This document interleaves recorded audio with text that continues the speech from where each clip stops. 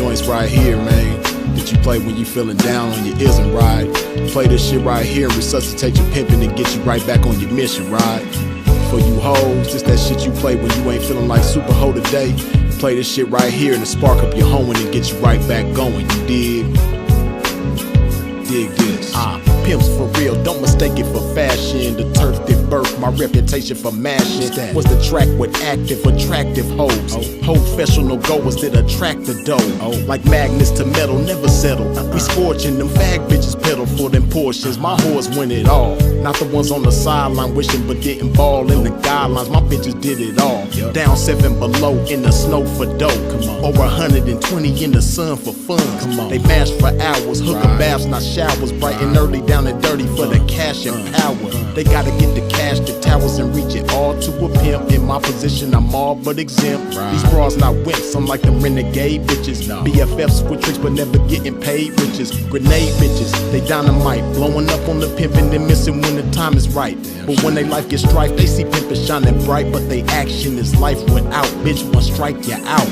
Can't stop, won't stop. Poppin' pimpin', nigga, can't stop, won't stop. Smashing on these bitches, nigga, can't stop, won't stop. Poppin' pimpin', nigga, can't stop, won't stop. Smashing on these bitches, nigga, can't stop, won't stop. Poppin' pimpin', nigga, can't stop, won't stop. Smashing on these bitches, nigga, can't stop, won't stop. Poppin' pimpin', nigga, can't stop, won't stop. Smashing on these bitches, nigga. See, that's the difference, nigga. The pimpin' mashing for these riches, nigga. Nothing like you master magician, niggas. Smoking mirrors with your game, hella extras to reflect the opposite appearance of a lame. Bitches coming from y'all, I can't rock with those. Tender-footed and rooted in them doctor shows. Soft shoe rituals, minute residuals. Papers on life support, your loots and critical. Something I learned about when running my earned route. And working with turnouts is murdering burnouts. Cause knocking one of you niggas for a scarred bitch, that's knocking one of you niggas for some garbage. I'm heartless regardless, empty with sympathy, but banked up to the max with pimpathy. No remedy for me, I'm like this. My life is vice grip, synced in permanent ink. You can't rewrite this. My blood type is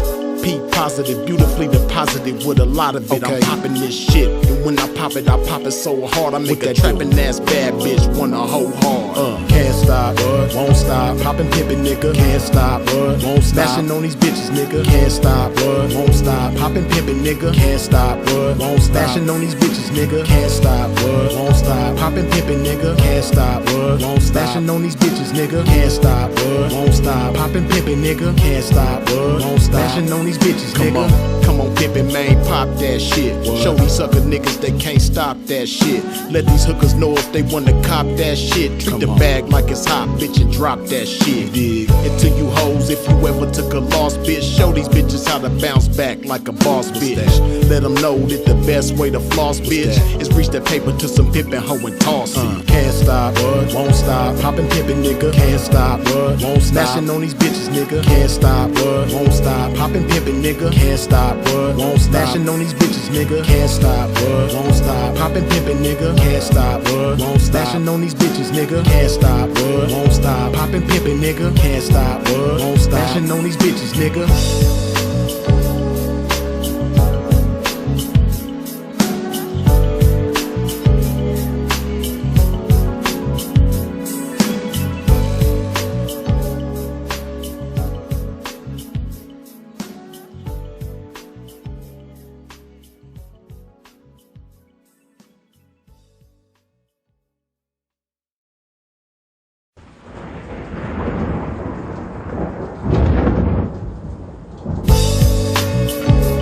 Joints right here, man, that you play when you feeling down on your isn't right.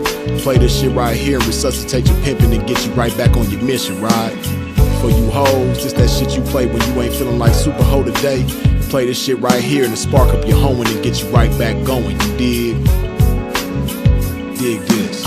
Pimps for real, don't mistake it for fashion. The turf that birthed my reputation for mashing was the track with active, attractive hoes. Professional goers that attract the dough. Like magnets to metal, never settle. We scorching them fag bitches pedal for them portions. My whores win it all. Not the ones on the sideline wishing but didn't ball in the guidelines. My bitches did it all. Down 7 below in the snow for dough.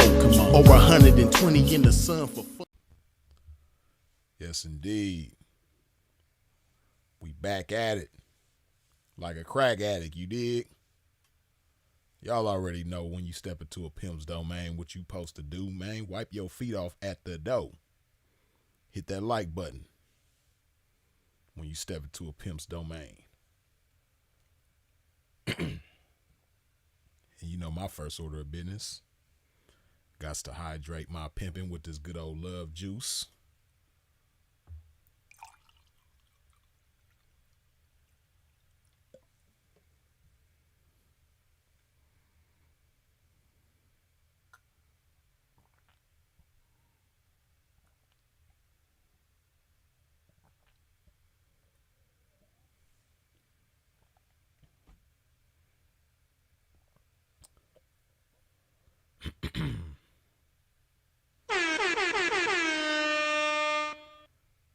Dollar Dave, good looking with that $10 holla.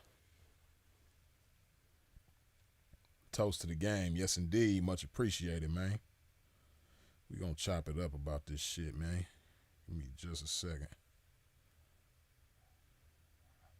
Hold on. Damn. Okay.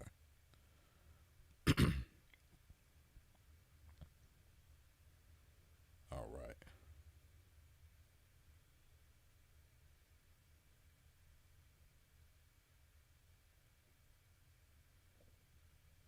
Yeah, man. Hey, it's a trip, man. You know, this is what I want y'all to understand, right? I know you see a lot of certain types of people. You see a lot of certain behaviors. You know, we're going to talk about just the game, right? Within the game, you see a lot of, strange characters doing strange things. You see a lot of supposed to be 304's doing a whole lot of things strange for very small pieces of change. Very small pieces of change. The strange don't match the change, man. You know what I mean? Some of this strange shouldn't be going on at all. But the strange don't match the change, man. You should hope, I would hope that if a 304 gonna do something strange, at least make the strange match the change, man. But sheesh, they be doing some stuff that's strange that don't match the change, man. And you've always had these kinds of people in the game. That's what I want y'all to understand. You know, a lot of people will be like, man, back in the days, this wasn't going on, man. Back in the days, that wasn't going on. Back in the days, they was doing it like this. Back in the days, they was doing it like that. I'm here to tell you, man, that back in the days, the same outlandish, crazy stuff that's going on now was going on back then. Now, the frequency at which it's going on now probably wasn't the same frequency that it was back in the day. But these types of people have always been around. You've always had bareback queens in the game. You've always had nasty chicks that do that they know no boundaries to their nastiness. You've always had these kinds of chicks in the game. And you've always had the guys that call themselves the pimpin' that have not only accepted these types of chicks, but have encouraged this types of behavior in chicks. You've always had these kinds of people in the game. But man, it's going on at an alarming rate right now, man. So Pimp had to get on here, man, draw a line in the sand, separate game from lame so that people could really understand the difference and understand that a lot of what you see is not game related. They are in the game, but the stuff that they doing is not game related, man.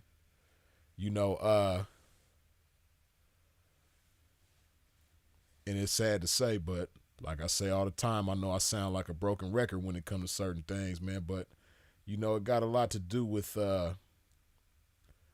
this clout shit, man.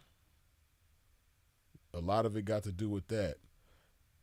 You put a camera in front of certain chicks, man, and they'll do anything. Remember, people used to be camera shy. Man, that shit is like damn near non-existent now, man. You ain't gonna hardly see nobody this camera shy no more. And they'll do anything in front of the camera.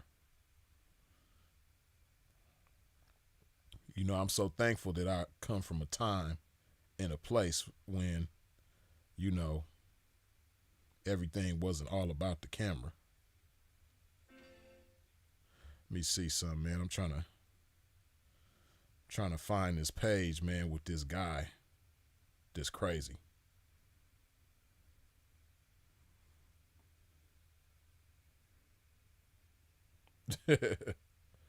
These people.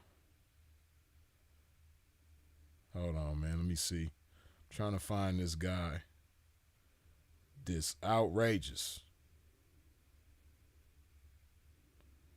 Let me see if I can find him, man.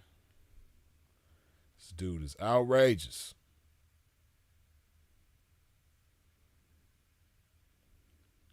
I'm looking on IG right now, seeing if I can find this guy. What is dude's name, man?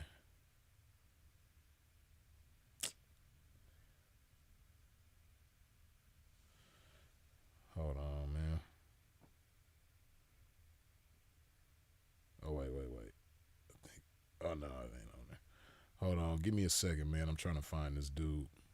I know he's in here. I just got to find his.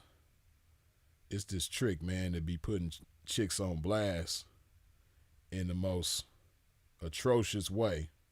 And I'm trying to find this trick ass. He a bold, proud trick. But he be doing some outlandish stuff with these ladies, man. And they be going for it. Man, what is dude's shit, man?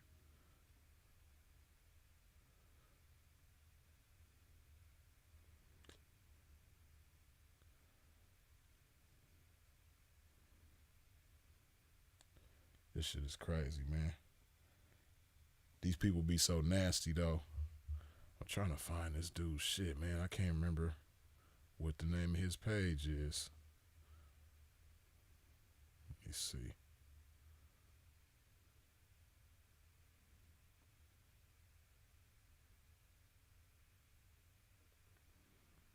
All right, man. We might have to just. Oh wait. You know what? Hold on.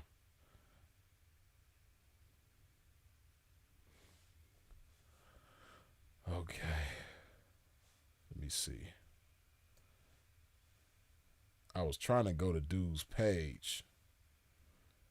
Now somebody reposted the shit, but the repost is kind of graphic, and I'm trying to get past the graphic part, man. I'm trying to make it as YouTube friendly as possible.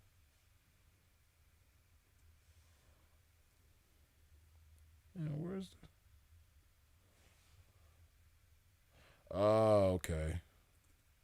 That's what the problem is. Okay, there we go. This shit is crazy, man. Okay, let me see if I can get it ready for y'all, man.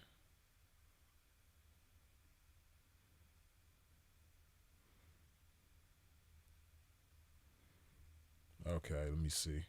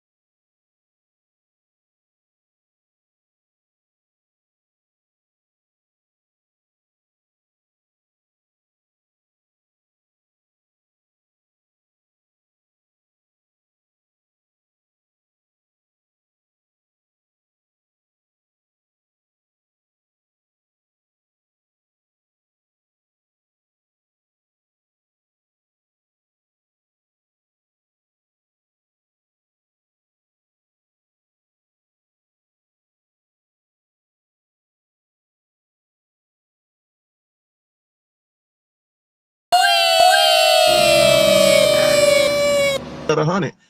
Okay, cool.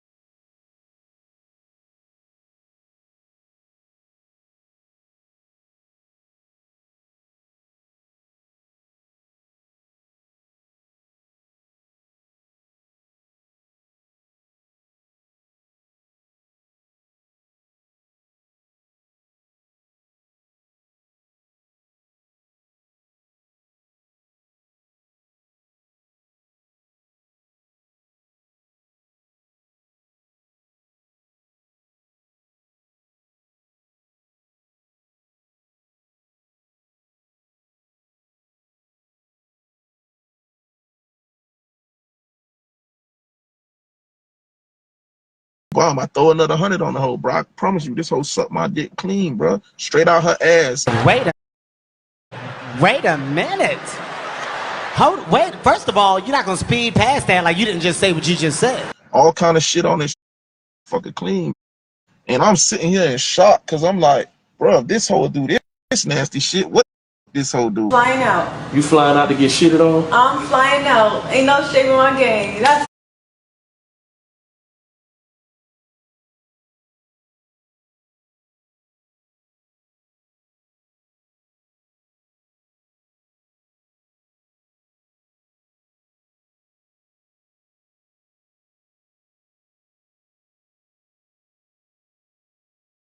Bro. So I'm thinking to myself, like, okay, now I'm just trying her with dumb.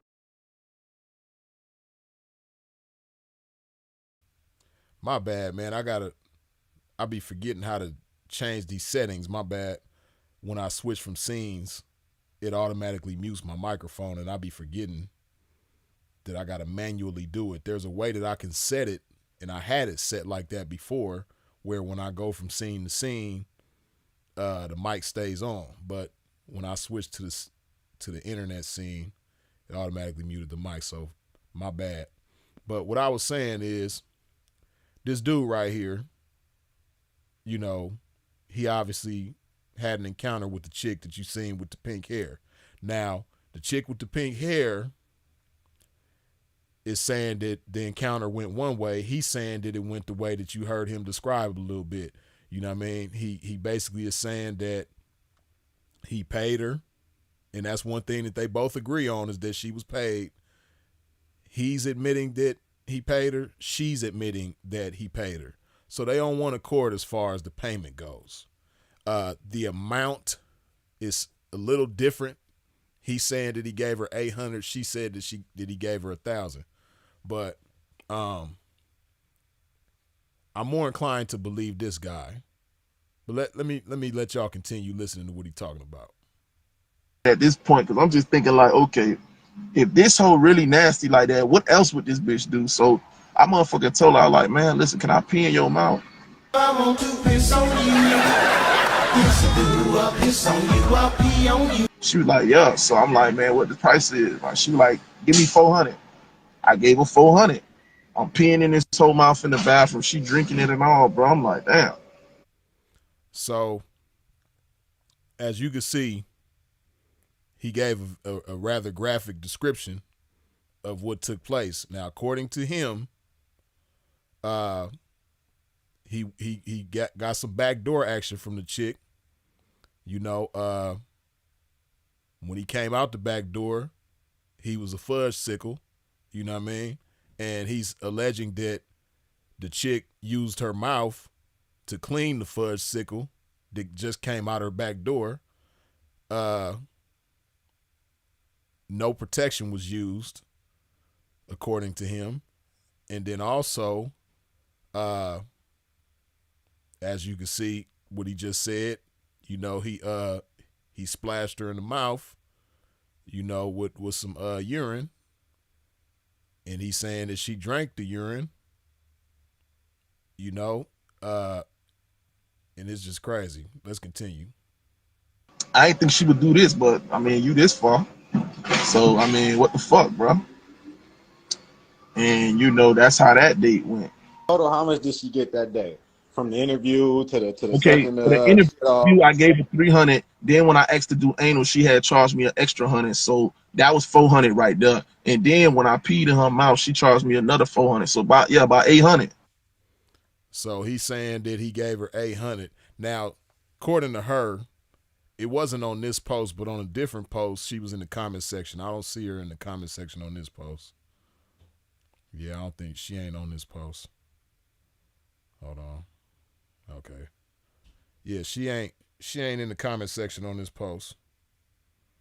But on a different post, she was in the comment section, you know, refuting what he's saying. But she did acknowledge that he paid her. According to her, he gave her $1,000 and she didn't do anything. I don't believe that. Now, I'm going to have to go out of here and come back because, you know, the next part is definitely not YouTube friendly. So hold on, let me skip past the YouTube, the not so friendly YouTube part. This shit is crazy. I can't even look at this shit. Man, goodness. Sheesh. God damn, hurry up. People, these chicks be doing the craziest stuff. You know what I mean? Golly. Okay. So we got past that part. You know what I mean? It was a couple of girls that had some children on their face, man. I can't show that on YouTube. Don't want to show that on YouTube. Don't even want to look at it. But yeah, this same trick who y'all just seen, he had some ladies with his DNA on their face, which was crazy. But we just got past that part, so let's continue. Like, bro, I'm as a trick for real. I would never pay a bitch to not fuck. That don't even make sense. Like, I'm a trick for real. Listen, the point of the game is to get pussy, not to give bitches money and you ain't fucking nothing. Like, come on now. Tiny, please. So, you know, he makes a valid point, and I you know, I'm inclined to believe him. And, you know, a lot of these chicks be lying about how nasty they are. They lie about the things that they do. And, yeah, I'm inclined to believe this guy. You know, and he's got some, you know, now the girl who he's saying he did all these crazy things with the pink hair that y'all seen, I don't know if he has a video of her. And if he does, I don't want to see it. I'm sure it's like disgusting. But, you know, he does have some crazy videos with other chicks. So it just makes me believe that what he's saying is true. Plus, you know, I'm guessing he paid for her ticket to go from California to Miami. I doubt that he's going to, you know, go through all of that just to lie on this chick. You know what I mean? I don't believe it. And then two, you know, I understand the way these chicks are in the game nowadays, man. So, you know, it's crazy because different chicks in the game, you know, they in this little small community of people in the game on Instagram, right? It's the same handful of faces, handful of people that you see interacting with each other on Instagram, right? And they all have a lot of the same things in common. You know, different ones be getting exposed for different things, and the ones who haven't got this is the trend that takes place, right? You'll have one of these chicks get exposed for some crazy stuff, like the stuff that, you know, we just went over, and all the other chicks that be in these same little circles will get in the comment section and talk bad about the chick, right? You know,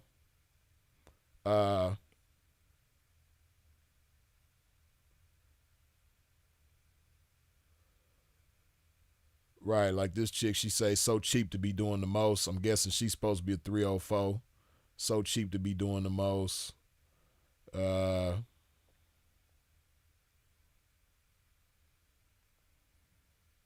to see this chick, OMG. I don't know what that acronym stand for right there. But yeah, you know, people in the comment section laughing at these girls and, you know, talking bad about them, right? Now the guys is expected, right? But what ends up happening later on is at some point you'll see these different girls in the comment section getting exposed for the same thing, right? And it's a trend that always happens. That's why I'm pointing it out, because a lot of people probably don't pay attention to the shit, but this is what happens. These same girls that's in the comment section talking bad about this girl for doing these things will eventually get exposed for the same stuff. You know? Not all of them, but a lot of them. They end up getting exposed for the same stuff.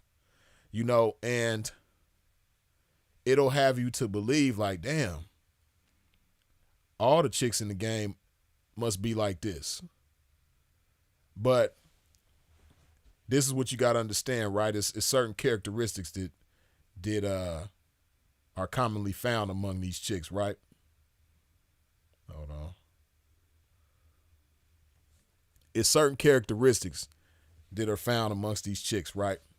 And, you know, so we're going to talk about this category of females in the game, which is a lot of chicks in the game that fall in this category, right? I'll even go as far as to say the majority, which it takes 51% to make up the majority of some. Yeah, I'd have to say the majority of chicks that are in the game right now fall into this category of chicks, right? That do unprotected things with tricks, that do extremely atrocious things with these tricks, and you know they do it, which it shouldn't be done at all, and then they're doing it for next to nothing. So these are some of the characteristics that you find, or some of the things that you find amongst these chicks. First of all, the majority of them are extremely disrespectful. They talk crazy to the pimping. They talk crazy to each other. You know, they talk crazy to people on the internet, right? They have that about themselves. Another thing you see often amongst a lot of these chicks is they link up with each other from Instagram. They become real, you know, friends, real tight friends or whatever. You know, they call each other sister or best friend, or that's my HP, you know, my 304 partner, whatever. And then what always happens with these chicks, what you end up seeing on you know, because they make their relationship with each other as HPs or quote unquote sisters, or that's my girl, whatever. They make their relationship, you know, available for everybody to see on the internet. Like they make it public. And then what also ends up being public is the fallout. They always end up getting into it, right? So they disrespectful to everybody on the internet, for one. Then two, whatever supposed to be friends they have, they end up falling out with. Then another thing that's common amongst these chicks is they bounce from guy to guy, right? They always with a different dude every week. You see them, you know, quote unquote choosing up, which is not really choosing up, but that's what they call it.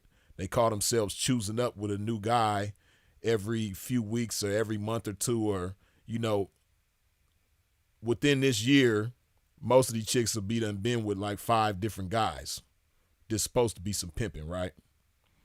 And this is just this year. By the time 2024 is over with, most of these chicks will have been with at least 5 different guys. There's supposed to be some pimping, right? And they make that very public too, which these dudes is goofballs for doing.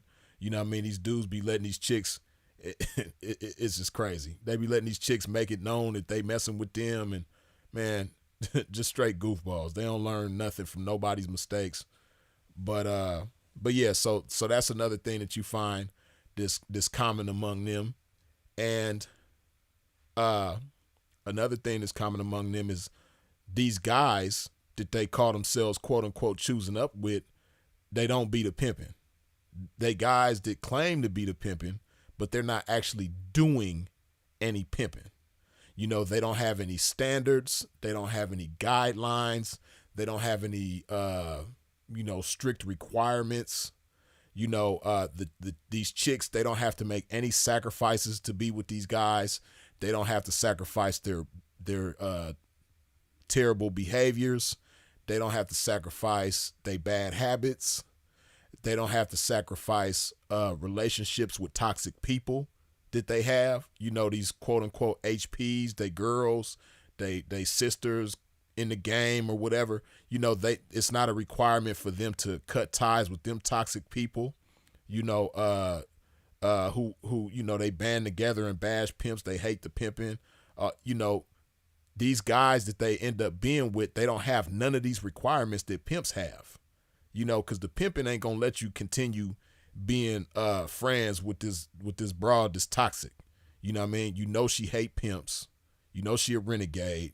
You know she talk bad about pimps. You know she's miserable. You know she don't have no man in her life. Not only not no pimping, but she can't keep a boyfriend. You know, she done tried to turn a few tricks into her boyfriend. You know, she can't even keep a good regular trick, let alone a regular man or nothing. You know, she just no consistency with a man whatsoever in her life. You know, pimping ain't finna let you continue being friends with nobody like that. You're not gonna be able to continue talking to her. You're not gonna be, because it's totally contrary to what we have going on. You know what I mean? So, and then this is somebody who you might get high with or probably introduced you to certain, D-rugs and all that type of stuff. No, you're not going to continue. Either you're going to continue being friends with her and not be with me, or you're going to be with me and not continue being friends with her. Pimping going to give you an ultimatum. You're not going to be able to rock with both of us at the same time. It's going to either be me or her. And if you want to continue being friends with her, that's cool. You're just going to do that without pimping. So what I'm saying is these chicks get with guys that don't have these requirements, the low-hanging fruit, if you will. You know what I mean? And it might be a guy that got a cool little rap song out right now. He buzzing with the music, or, he got a cool following on social media for whatever reason. You know what I mean? Or, he just known in the streets for doing gangster shit. Everybody's scared of him. Or, she just might think he's cute. She like his dreads. She like his tattoos. She like his accent because he's from a different part of the country than where she is.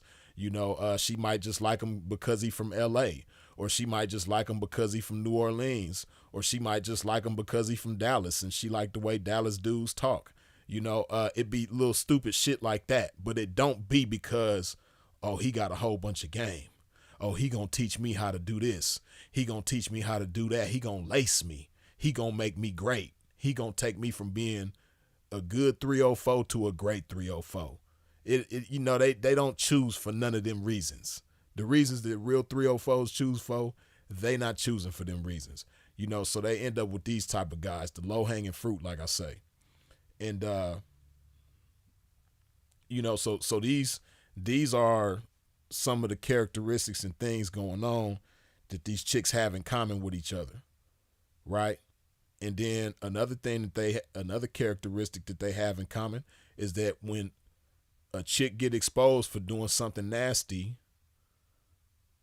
or something, embarrassing, they all get in the comment section and talk bad about her, and they end up getting blasted for the same shit themselves eventually, right? And see, what I want you to understand is it's a reason why they end up choosing these low-hanging fruit dudes that ain't got no pimping and ain't doing no pimping, right? Because they do the same thing, right? It's a small circle of guys in the game that do this same type of stuff, right? Like with myself and with Sinful to P, you know, there's been allegations put on each one of us, right? Allegations that are totally false, allegations that have not been proven by anybody. There's no proof of it. It's just talk, right? There's nothing that you can put your hand on and touch and say, oh, this is the truth for Sinful, or this is the truth for Freeze. Nobody has done that, right? But they come with these allegations. And there's guys who call themselves the pimping, but ain't really the pimping. They're not displaying no pimping. They just saying some pimping. But they will get in the comment section on these different posts, or they'll, you know, repost certain shit themselves, bashing, you know, myself or Sinful or anybody else in the game who they throw these jackets on or put these allegations on, right? Then what ends up happening? These dudes get blasted for actual, like, and you'll see actual proof. You'll see a video of this guy who was just talking bad about Sinful, just making posts about Sinful, going to the comment section on every post about Sinful, talking bad about him, you know what I mean, about stuff that ain't been proven. And you'll see a video of this guy doing the same stuff that he was just talking bad about Sinful on, right? Or, you know, you might have a guy, they saying that, you know, he be messing with minors. Oh, you heard such and such to P, such and such to P, you know, he be having minors, man. And it don't take no evidence, it don't take no proof to convince people. All it takes is for somebody, it don't matter how this person is not credible or not. It don't matter if this person has been proven to be one way or another. They track record, none of that, they reputation, none of that matters. All that matters is that such and such says something about such and such to P, right? Or, you know, such and such to P be having minors. So, you know, everybody is saying this about such and such to P, right? And then you'll have so-and-so to P saying all this shit about such and such to P. But nobody has proven anything about such and such to P having minors. They just saying it, right? And everybody posting it because such and such to P got a name in the game. Such and such to P is popular and respected. You know what I mean? He got a good reputation in the game. So, but now they saying that such and such to P be having minors. And so to P, he gonna be like at the head of the pack bashing such and such to P. So to P, every comment section on every post talking bad about such and such to P. So to P is in there. So to P is posting, you know, bad stuff on such and such to P's name on a story.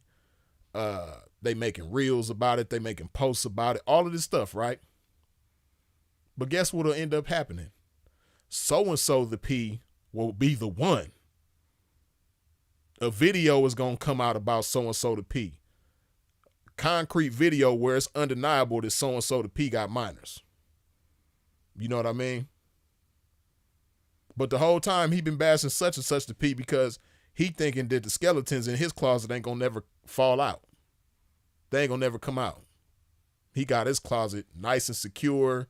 You know what I mean? All his skeletons is in there. You know, ain't nobody got the combination to this closet. Ain't nobody got the key to unlock this closet. You know, this closet is secure. Then what ends up happening?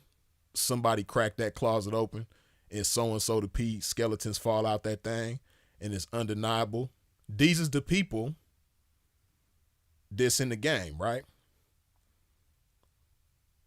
So I say all of that to say these chicks in the game be messing with these same kind of dudes, and these are all the people that you have in the game encouraging these type of activities.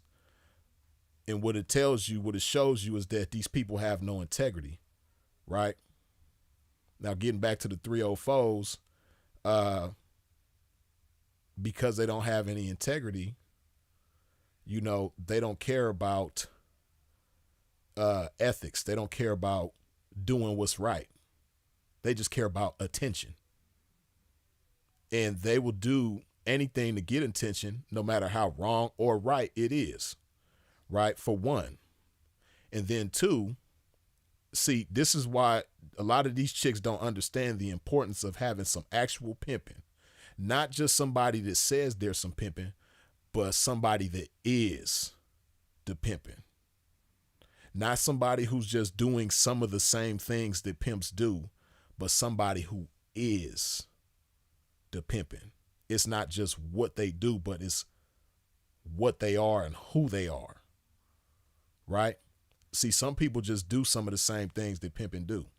That's like me. You know, it's certain things that I know how to do with a car. I know how to change a tire. I know how to change some brakes. You know, I could change some spark plugs on depending on what car it is. You know, I could change a headlight or a tail light or something.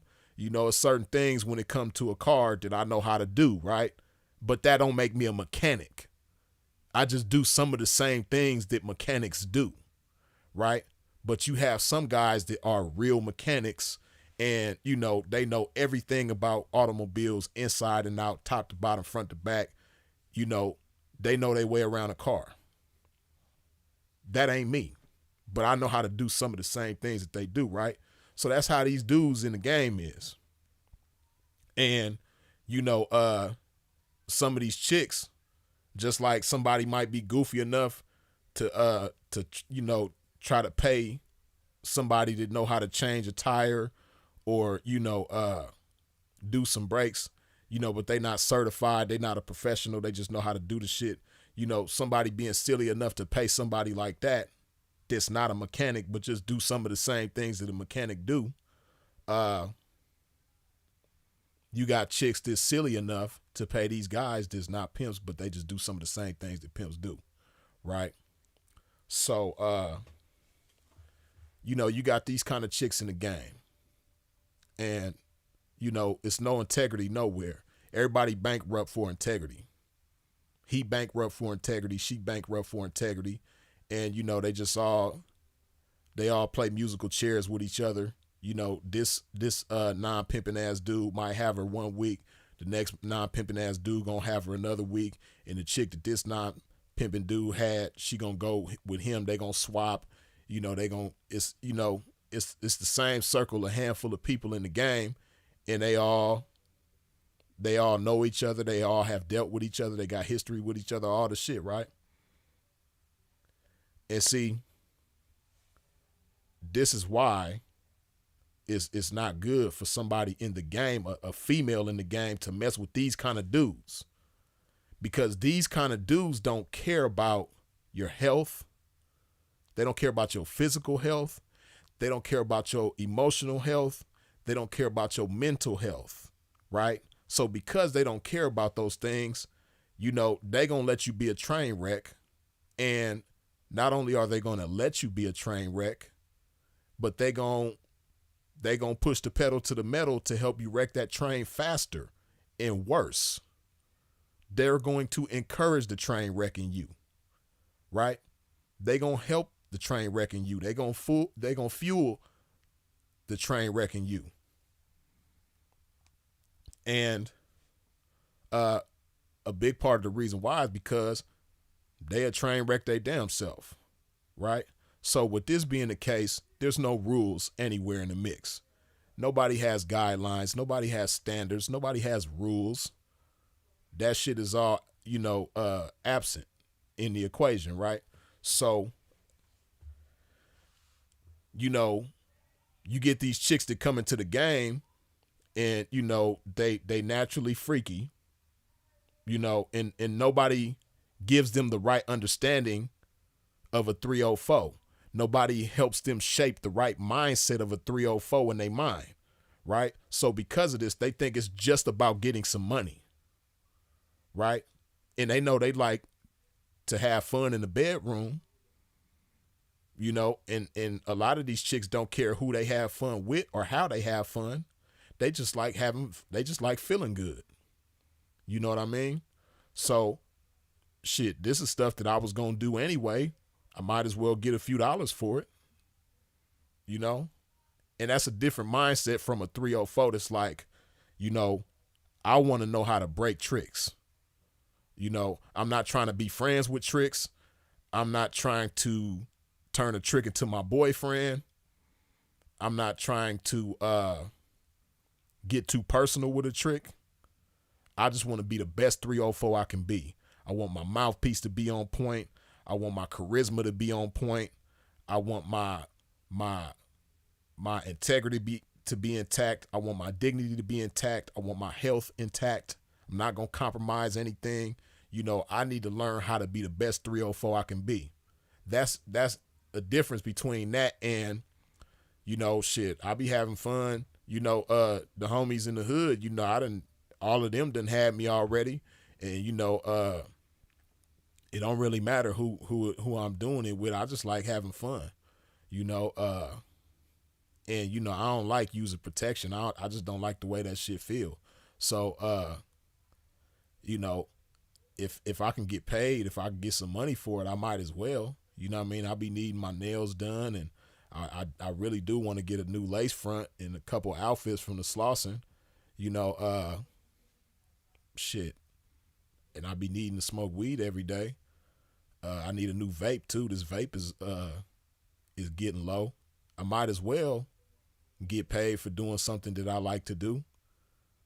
And see, the problem coming into the game with that mindset is, you know, you're giving tricks the type of personal experience that you should never have with a trick. Like the way that these chicks be getting so personal with these tricks, that's never supposed to be for a 304. Right? And that's why they doing all this nasty, outlandish, atrocious stuff with these tricks, because it's fun to them. It feels good to them. Right? Like if that chick really did do that, if she really did, you know, slurp the boo-boo off of this man after he came out of her back door, if she really did do that, it's not because of the money. It's because that's what she likes to do. She got off doing that. You know, she was aroused doing that. She was pleased doing that. She got a climax from doing that to him. Right? And then, you know, if he really did urinate in her mouth and she drank it, again, it's she didn't do it because of the money. She did it because that's what she likes to do. Right? That's what it has to be. She likes to do that. You know? And these chicks that do this nasty stuff with tricks, that's, you know, they doing it because they like to do it. It's not because of the money. Because, you know, the amount of money that they doing it for is just for whatever, you know, whatever they feel like they need. Like that dude, he was saying that she let him go in her back door for an extra $100. He had already gave her $300 to sit down and do the interview for his podcast, which I'm pretty sure that $300, you know, came with the expectation of, you know, them getting busy with each other. And along with that, he gave her an extra $100 to go in her back door.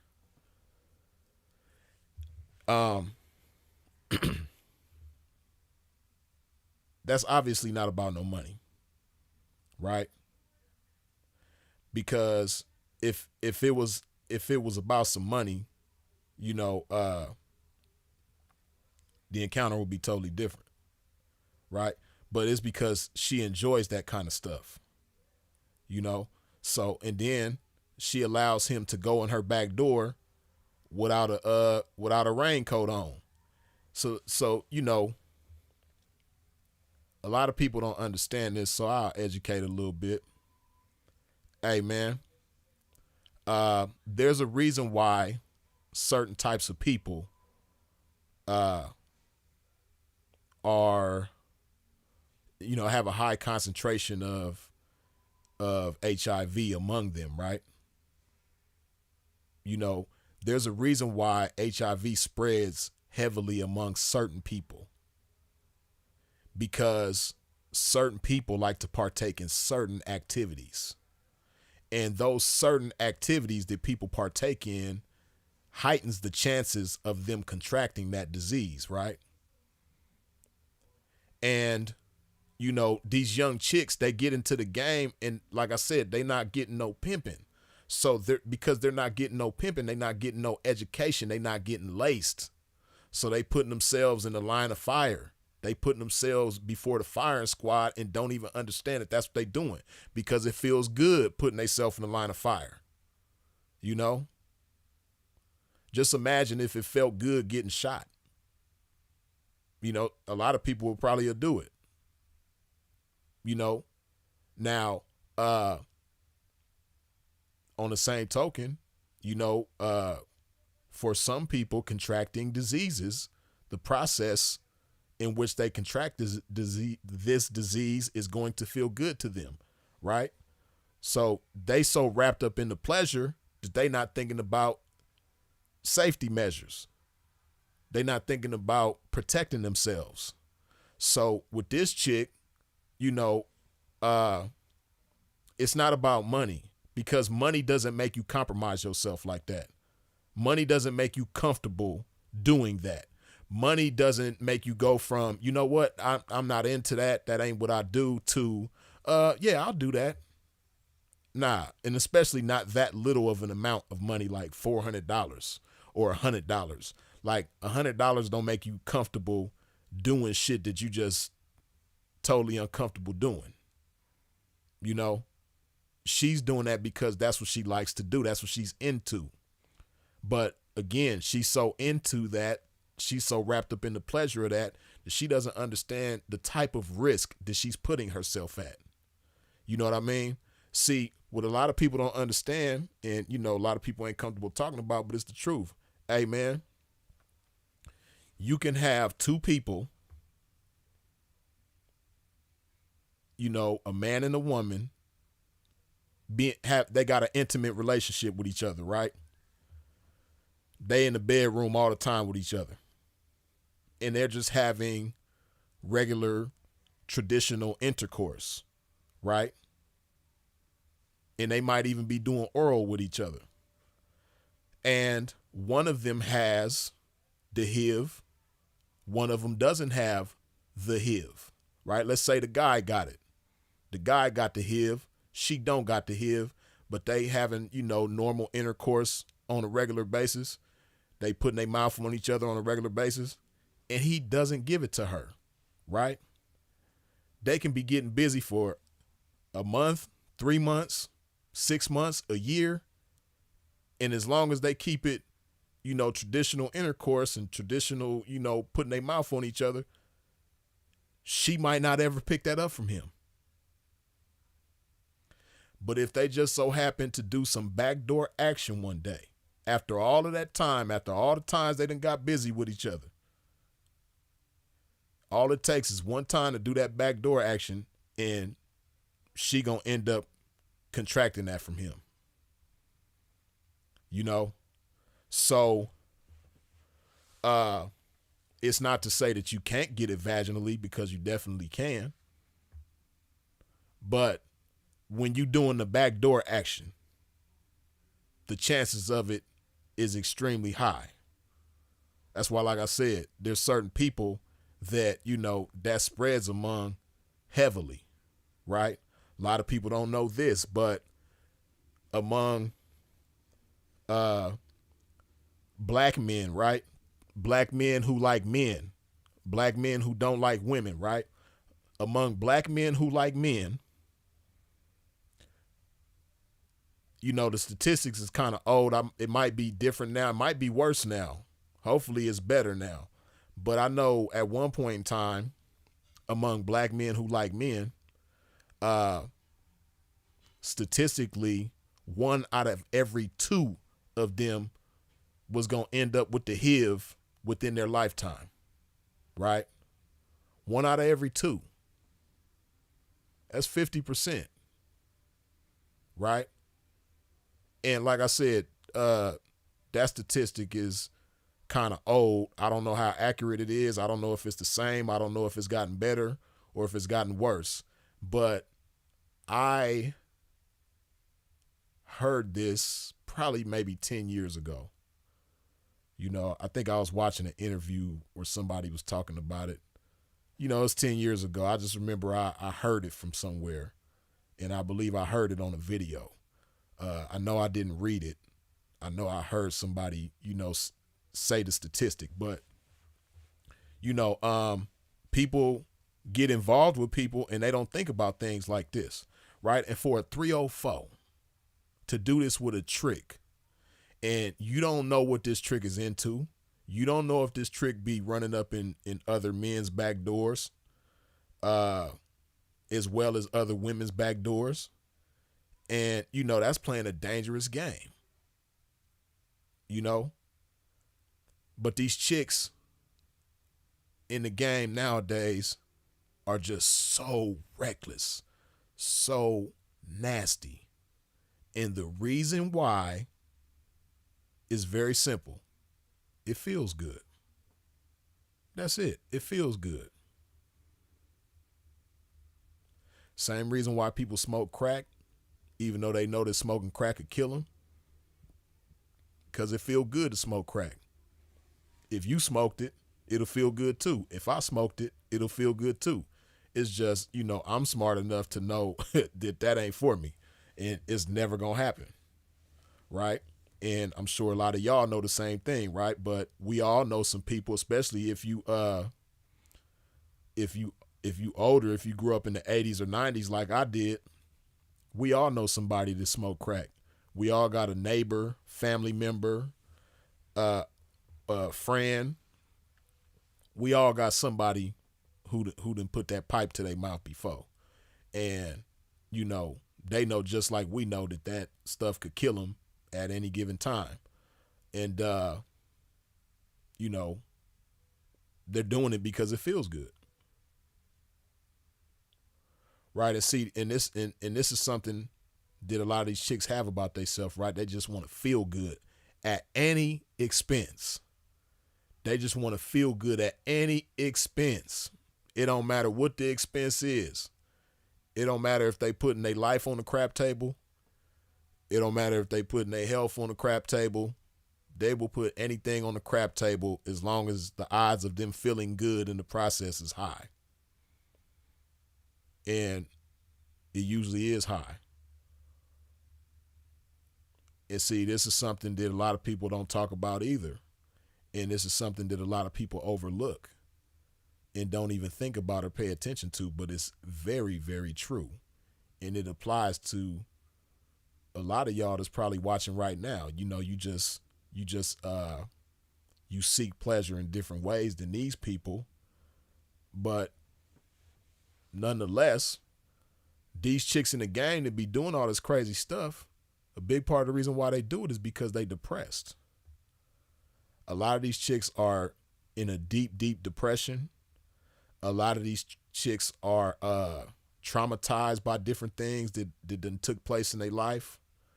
And, you know, because they done been through so much, they want to treat themselves. They want to please themselves. And they don't understand any healthier ways to go about it.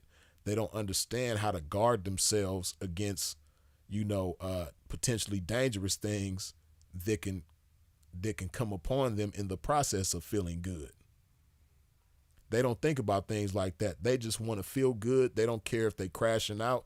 They don't even realize they're crashing out while they're in the process of feeling good.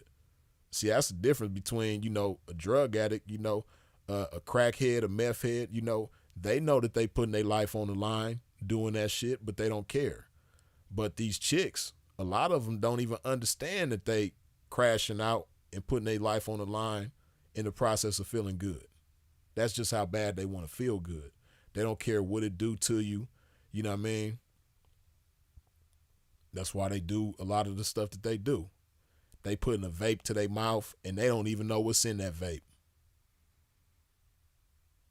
They putting alcohol in their body. They don't even know the ingredients to that alcoholic beverage. You know, they putting all kind of stuff in their body and they don't even know what they putting in their body. And on the same token, they putting men in the back door of their body and don't even know the ingredients to that man's body. They don't know if he got some poisonous stuff in his body.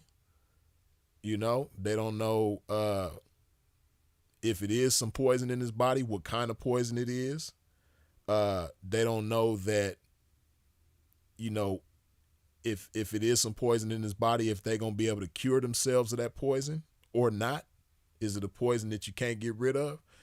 You know, these chicks, they don't care about none of that type of stuff. And see, this is why, like I said, it's so important to have some pimping in your life if you're going to be in this game, because it's more to it than just money. You know, health is more crucial than it's ever been in the game, because the unhealthy things are the most attractive things right now, and they feel the best.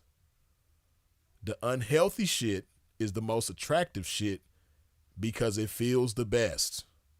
The unhealthy shit is going to make you feel the best.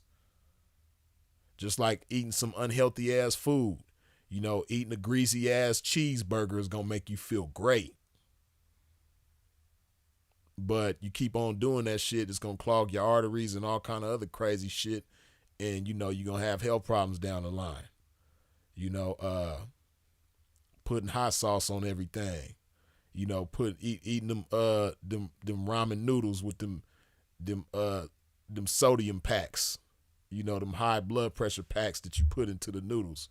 You know, that shit tastes good and it feel good. You know, putting all that sugar in your food, all that butter in your food. You know, that shit feel great. It tastes great. You know, and on the same token, because all of that stuff, as far as I'm concerned, falls into the category of drugs too. You classify all that shit as drugs too. All that bad food that you like that you can't put down, yeah, that shit'll kill you just like cigarettes or anything else. It just, you know, tastes better, it's, you know, and it's more acceptable. You know, society accepts it better. You know, putting a bunch of bad food that's bad for you in your body, you know, it's more pleasant. The idea of it is more pleasant than, you know, putting drugs in your body. But it can be equally as damaging, sometimes worse. You know, so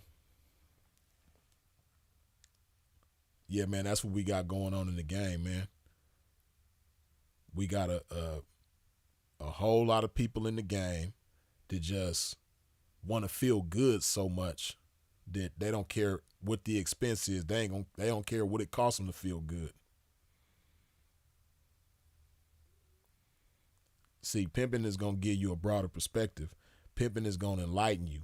Pimping is going to help you see things in a way that nobody you've ever known has seen things.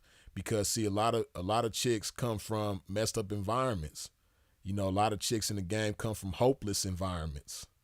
You know, it might not even necessarily be the most impoverished background that they come from, or whatever the case may be. They might just come from a hopeless environment. You know, and they might come from an environment where, you know, they weren't taught certain things like how to stay on top of their health, or, you know, not just their physical health, but their emotional, mental, and spiritual health as well. You know, a lot of chicks don't come from a background that teaches them that type of stuff, where they pick that type of stuff up. You know, in the school, definitely ain't gonna teach you. The school don't care about that type of stuff. You know, long as you know how to add, subtract, read and write, you know, and you know who the first president was, you know who the 16th president was, and all that type of stuff, you know.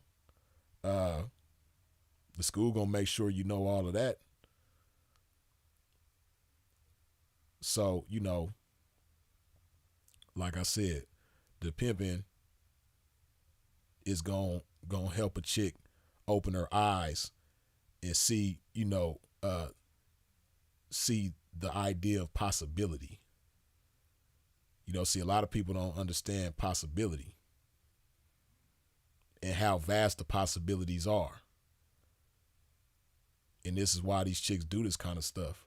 You know, if they understood the possibilities in the game versus the stuff that they doing, they would look at themselves crazy for entertaining the thought of doing the things that they doing. Like, damn, I didn't understand that this was possible in the game. I didn't understand that that was possible in the game. Yeah, it is. It's being done in real time right now. You know, but when you around all these hopeless people in the game, you know, just imagine that a chick go from growing up in a hopeless environment to getting in the game and being around other hopeless people in the game, you know, other hopeless 304's in the game, you know, supposed to be pimps that's hopeless too, you know, but they all just using each other one way or another. They all just leeching off of each other and sucking each other dry one way or another for whatever reasons. And, you know, there's no hope anywhere in the mix. There's no concept of possibility anywhere in the mix. You know, the idea of pushing the envelope, you know, raising the status quo, you know, that's a foreign language to most people in the game. It's monkey see, monkey do for most of them. Oh, they doing that? It look like they doing all right doing that. I'm going to do that too. You know, it's just, you know, everybody just copying a bunch of low-level loser-ass shit from each other. And this is why you see a lot of the dumbest shit being praised in the game.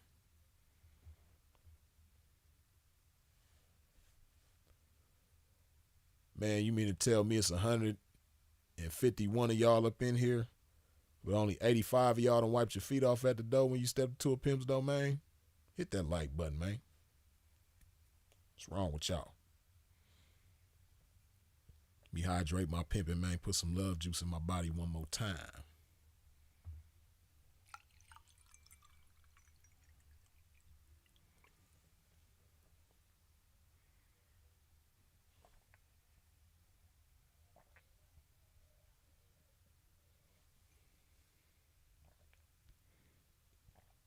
Hold on.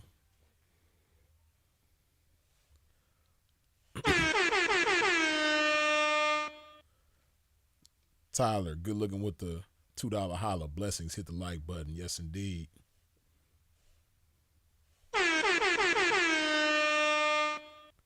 D-Row, good looking with the $2 holla. E-Books, good looking with the $2 holla. Told you cheap tricking is the best tricking. I wouldn't say that. You know what I mean? It's a lot of them getting the most for the less, but, you know, it's a lot of shit that ain't being talked about with the cheap tricking that goes bad on both ends for the 304 and the trick. But we going to talk about that in a minute. Rashad Bryant, good looking with the $20 holla. The knowledge you're sharing is invaluable. I'm not in the life, but your lessons help me navigate through Squareville with swiftness. Rashid, man, I appreciate that, man. Glad you can take some value from the game that's being shared. You dig? E-Books, good looking with the $5 holla. Do you think movies like Cross Country are responsible for having 304 stupidity? Sin said those flicks encourage effery in the game for fame. Why blame IG then? See, this is what you gotta understand, right? E-Books. When them cross country movies came out, especially the most popular ones, which was the first ones, the first 3 cross country movies are the most popular, and then the next ones after that were not as popular. Now, among the first 3 cross countries, which I think the third one came out in like 2008. Yeah, I want to say the first one came out like 2005 or 6. The second one probably came out like 2007. The third one I think came out 2008. So what you have to keep in mind is that the majority of the most popular social media platforms right now they weren't available at that time. Back when those cross-country movies came out, there was no Instagram, there was no Twitter, there was no Snapchat, there was no TikTok. You had MySpace at that time, and you had Facebook at that time. And the way the platforms were then as opposed to now it was completely different. You know, at one point in time on Facebook, you couldn't even post pictures. You know, you could put a profile picture on there, and you could put statuses on there, and that was it. You know, you couldn't put pictures on Facebook like that. You couldn't post videos at all. You know, it wasn't like that back in the day, in those days. And there was definitely no such thing as going live. You couldn't go live on Facebook, and you couldn't go live on MySpace back in 2008, right? So the urge for clout on the internet didn't exist back then. YouTube was around too, but YouTube was completely different than what it is now. You know, YouTube was a whole different world back then compared to now. Yeah, people were putting videos on YouTube, but same thing. You know, in 2008, you couldn't go live on YouTube. There was no shorts.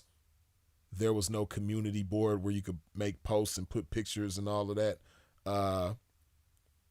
Yeah, YouTube was totally different. So what I'm saying is the way that the internet was set up back then, the urge for clout on the internet was not there the way it is now. The way everybody's looking for a viral moment now, that didn't exist back then. People were going viral, but the process by which people went viral was totally different back then, right? So in everybody, it wasn't so many people going viral like now. Every day somebody going viral. Back then, you know, people go viral here and there, and the volume of the viral moment wasn't the same. It was just different back then, right? So I say all of that to say, you know, what's going on right now in the game, them cross-country movies don't have nothing to do with that, right? Now, as far as what was going on back then, yeah, you probably did have some goofballs that was encouraged to get in the game after watching them cross-country movies. But see, what a lot of people don't understand is that with them cross-country movies, you know, they was real popular among certain people. You know, them cross-country movies weren't like commercial hits like American Pimp or Pimps Up, Hoes Down, where a bunch of squares, you know, because Pimps Up, Hoes Down was released on HBO and Cross Country Pimpin' was released in theaters, and then, you know, it became real popular on DVD. You know, it was the cross country movies was a little different. But what I'm saying is the influence of the cross country movies don't compare to the influence on social media right now. It's night and day from each other. So yeah, there were people, like I said, that I'm sure didn't have no business in the game, that were influenced to get in the game from watching them DVDs and reading certain books and stuff like that. But The influence is totally different now. It's way stronger. And then of course you had people in the game rapping about the game, but even rappers that was talking about the game back then weren't nearly as many rappers talking about the game back then as it is now, for one, and then two, they weren't as popular back then like they are now. See, a lot of people don't understand now, right? Like, see, back then, like in the 2000s, you had rappers that was real popular underground but didn't have no music videos, right? Like Messy Marv. Messy Marv was like the biggest underground rapper on the West Coast back then. Messy Marv didn't have no music videos. Maybe like a handful over like a 15, damn near 20-year span. Messy Marv might have had like probably 3 or 4 music videos. But he was dropping albums back to back to back to back to back. Messy Marv was dropping 3-4 albums a year. At least, if not more. And he wasn't dropping no music videos, but he was in everybody's headphones and everybody's car stereo. On the West Coast, we was bumping Messy Marv real heavy. Right? But it was the influence, the reach wasn't as big because, music videos, if they weren't on BET or MTV back then, the reach wasn't the same, right? And that's a big part of the reason why people didn't put videos out back then so much. That was underground. It was mainly a major label thing, mainstream thing, the music video. And then music videos cost a lot more back then too than they do now. You could do a music video right now for $200-$300, and that shit might be fire if you creative enough, but back then wasn't no such thing as a $500 music video, wasn't no such thing as $1,000 music video. Music videos back then cost a little chunk of change, right? So rappers probably didn't see it as a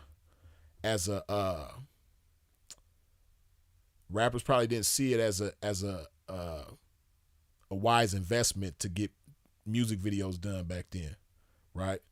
But I say all of that to say now, you got a whole bunch of underground rappers, and now, YouTube is the new VH1, MTV, BET. You know what I mean? Like back then YouTube existed, but like now how you see these videos with 1 billion views and 500 million views, and that shit wasn't like, people wasn't getting views like that on YouTube back then.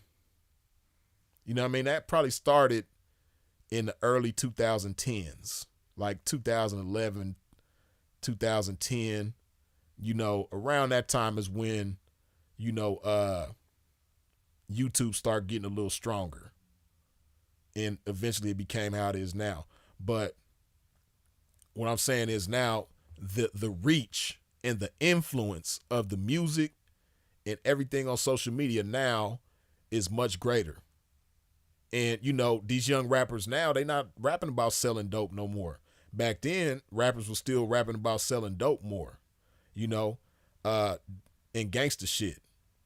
Now, they still rapping about gangster shit now, but they rapping about scamming and pimping now more than they is, about selling dope and I got work on deck and all that type of stuff. Now they rapping about scamming and pimping. That's the most attractive thing right now. So I say all of that to say the influence of cross country movies, it ain't nowhere in the universe with the influence of social media right now. Instagram, TikTok, YouTube, Snapchat, Twitter, all of this shit, man, that shit don't even compare. And now these youngsters now, they getting that shit everywhere. it didn't used to be back in the day in the 2000s where you look on your phone and you seeing a bunch of rap videos talking about pimping. You hearing a bunch of songs on your phone talking about pimping. You going to different posts from different people that you follow on social media and is talking about pimping, and you a square. You know what I mean? Now, it wasn't like that back then. You know, so yeah, that shit don't even compare. But now, you know, shit, it's in your face everywhere you look, everywhere you go. So, yeah, that's why people like myself is necessary to separate game from lame amongst all this bullshit going on. You dig?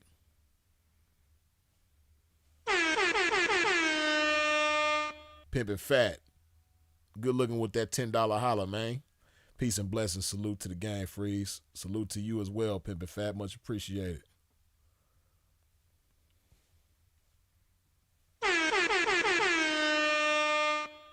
Eat Books. Good looking with the $5 holler. Wait. But why did Legit Peace co-sign the Clout Chasers?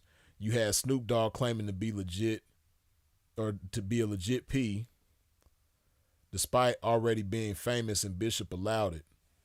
You know, this is what you gotta understand about the pimping, right? Especially them old school pimps that pimped in the 70s and 80s and shit like that.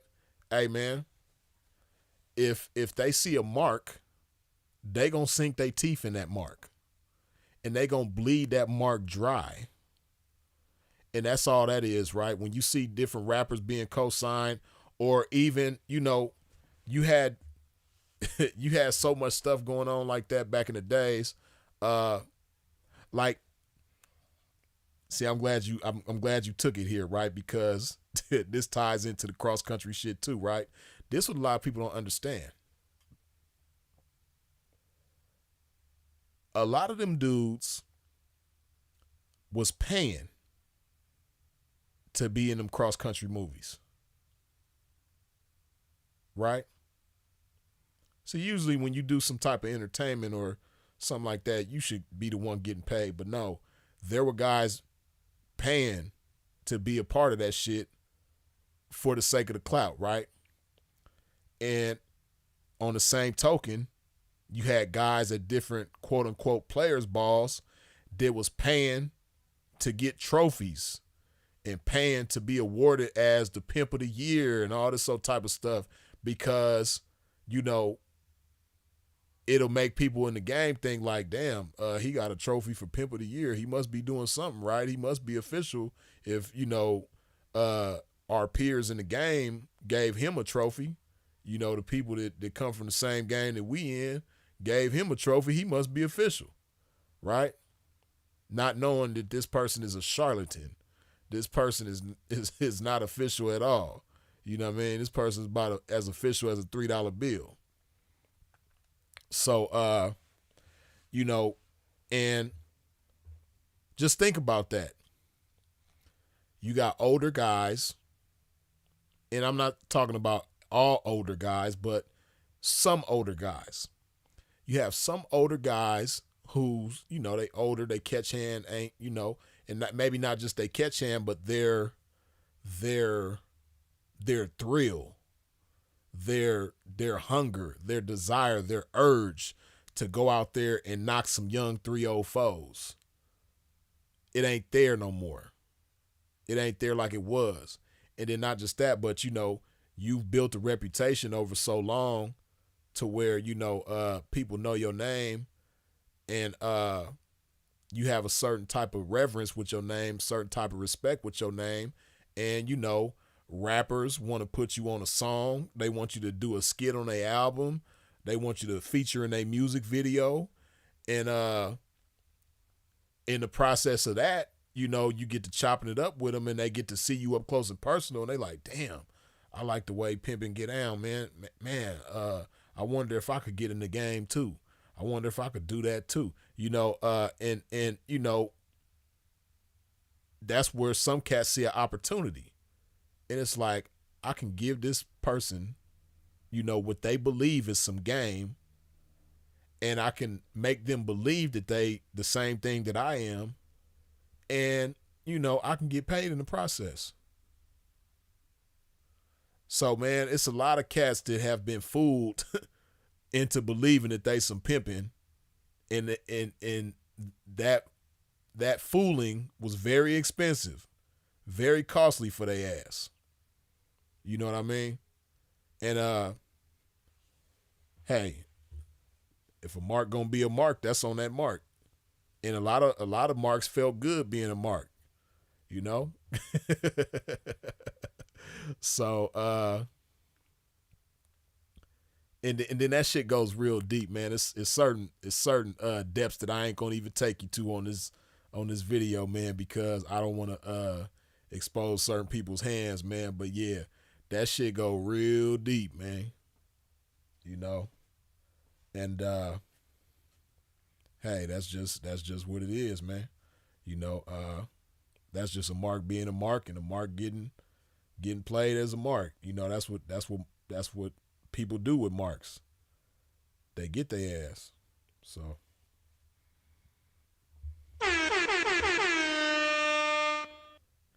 ebooks, good looking with the $2 holler. Reason I ask, because I feel OGs blame the young gen. Well, see, this is what you got to understand about history. That's something that has always happened throughout history, is people get older, and you know, when you get older, you know, you have a certain point of reference of what youth is, right? And your point of reference is your own experience as a youth, right? When you are a teenager, you know what it's like being a teenager. And when you in your 20s, you know what it was like being in your 20s.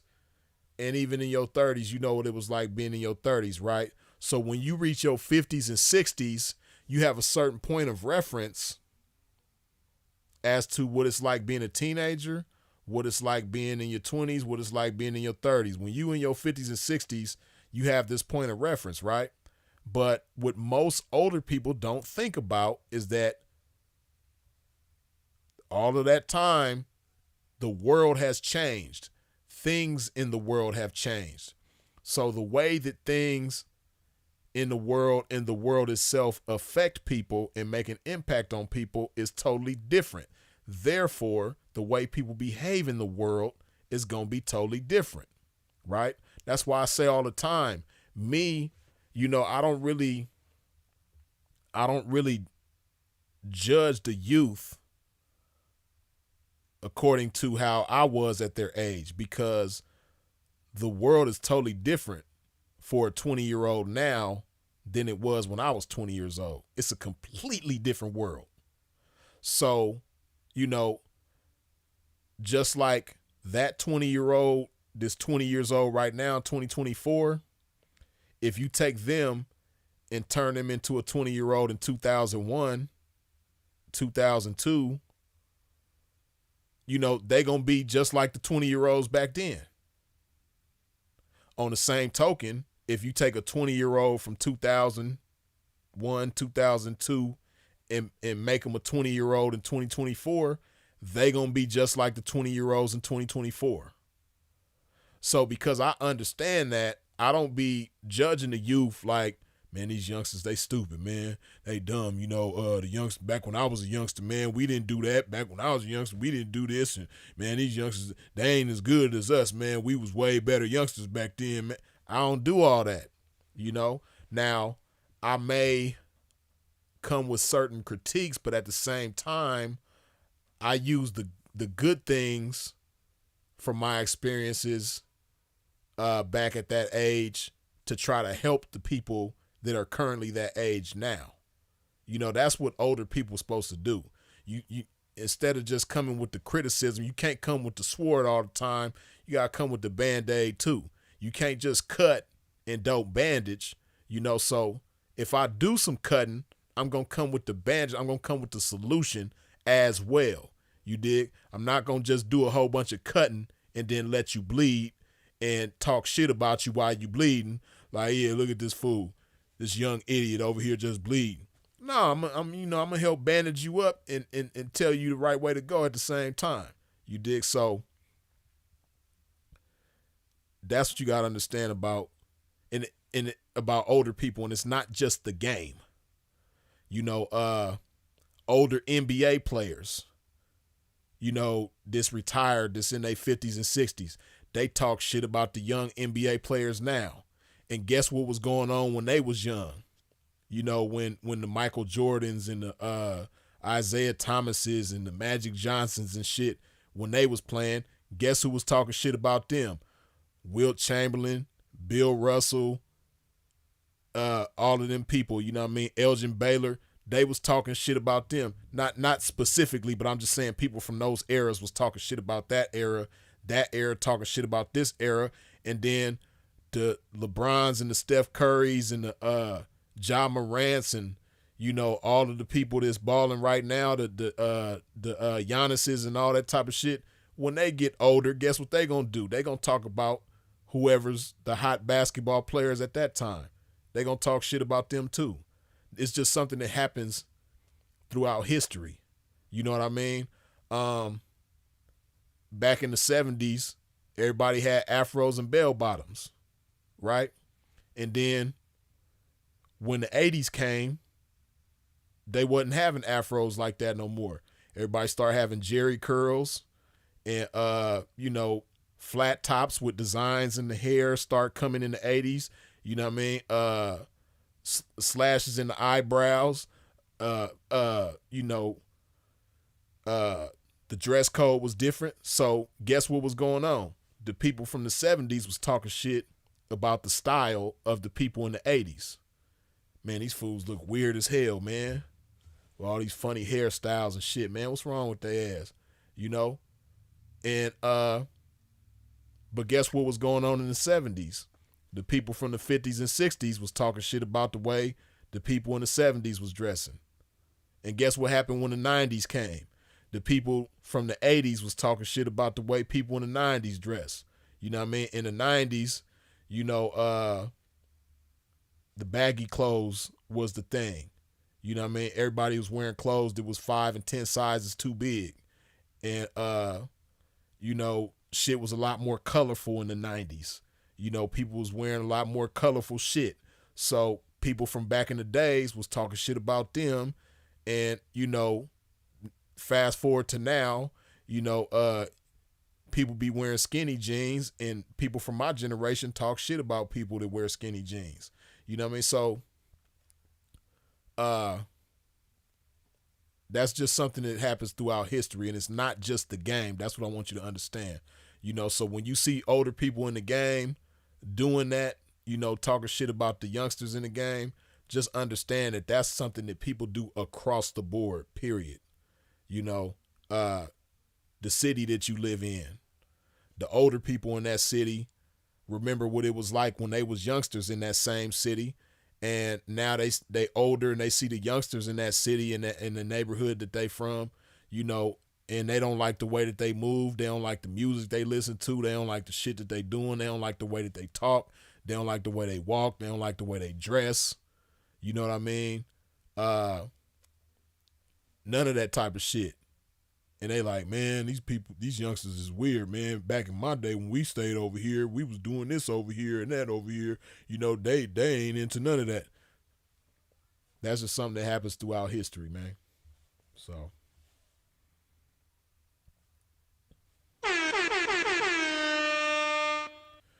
E-books, good looking with the $2 holler. Kelpie is an example, clearly influenced by HBO. I don't even know if he influenced by HBO. Kelpie is influenced by he influenced by drugs. You know what I mean? Kelpie is influenced by drugs, and that got a lot to do with why he is the way that he is. And yeah, I don't think, I mean, I can imagine that music and movies, videos, I can imagine that has some kind of influence on Kelpie, but For Kelpie, I think it has a lot to do with his upbringing, you know, whatever kind of environment he grew up in, and then also the drugs, which I'm sure the drugs have a lot to do with his environment that he grew up in. But Kelpie be on drugs, though. You know, that's why he's the way that he is, you know, largely in part is because of the drugs. So, yeah, that's his issue. Donnie Williams, you say he's influenced by Adam 22. Yeah. Yeah, I'm sure that definitely got a lot to do with it. You know what I mean?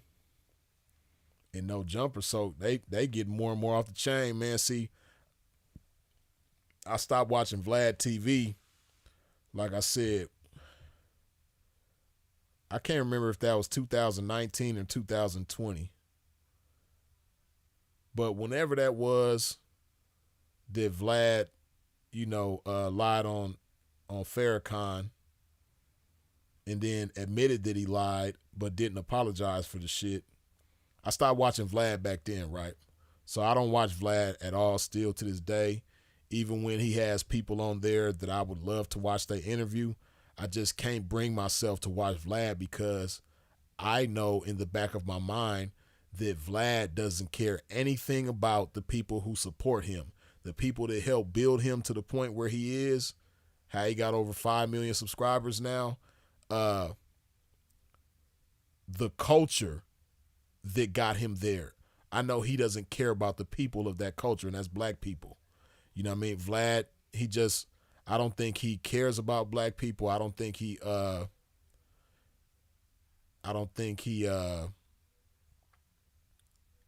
gives a damn about black people's well-being or anything like that.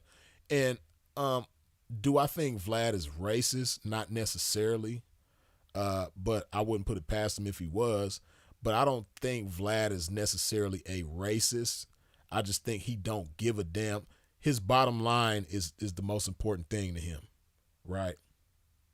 You know, I think Vlad will sell his mama for the right price. You know what I mean? If it was enough millions involved, like, hey, Vlad, man, we want to buy your mama, man. You know, get your mama up and we'll cut you this $100 million check. For the $100 million check, Vlad is going to sell his mama to whoever. You know what I mean? If Universal want to buy Vlad mama, if Paramount Pictures want to buy Vlad mama, you know, Amazon, Google, any of these big companies, if they want to buy Vlad mama, you know, if they got $100 million check, Vlad gonna give his mama up for sure. You know what I mean? So I say all of that to say that's what made me stop watching Vlad. Now, Adam, I haven't seen him do anything equally as egregious, but there's just a culmination of things that Adam does and has done lately that just make me lean more and more to say, like, you know what, I don't think I'm gonna watch No Jumper no more. It's just some things that be going on over there, man. It just, I don't know. I'm cool on No Jumper. You know, I still watch it here and there, but I'm almost to that point with No Jumper where I'm gonna just be like, you know what, I'm gonna be on No Jumper like I'm on Vlad, which is not at all. Bro Jackson Trades say that's Mac Vlad. Mac Vlad. Oh man, Simple so damn stupid for that shit. Mac Vlad. Don Supreme says Vlad do messy. He trying to say Tupac was wrong for leaving that broad in the room with his homies. Yeah, you know, see, again, like I said, Vlad just cares about his bottom line. So, you know, if he can be a part of or create some controversy that is believable, and you know, people won't give it too much scrutiny, Vlad gonna do it. You know, he don't care about how inflammatory it is. He don't care about none of that, man. Vlad just, all he cares about is the bottom line, man. How much money is involved. You know, that's all Vlad care about.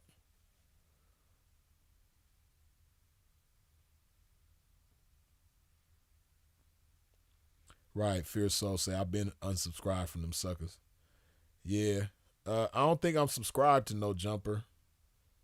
You know, they just pop up in my algorithm. I think I was subscribed to Vlad, but I've been unsubscribed from Vlad years ago. Like I said, ever since he disrespected Farrakhan the way that he did, you know,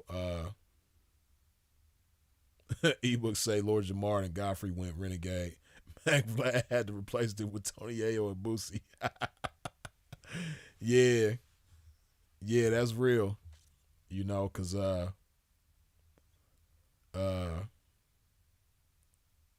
yeah, and I noticed some more who bagged up off of him was Trey D. I don't know. Y'all correct me if I'm wrong, but I haven't noticed a Trey D interview over there in a very long time, and also BG Knockout. I ain't seen BG Knockout over there in a long time either because, you know, both of them are Muslims, so I expected both of them to back up off of Vlad after he disrespected Farrakhan the way that he did. You know, and BG Knockout and Trey D, they was regulars over there, but by both of them being Muslim, I expected them to do what I think they did. Cause like I said, I ain't seen neither one of them over there in forever. But I ain't checked. And you know, sometimes Vlad will pop up in my algorithm, but not much though. But sometimes he will, and I ain't seen them over there.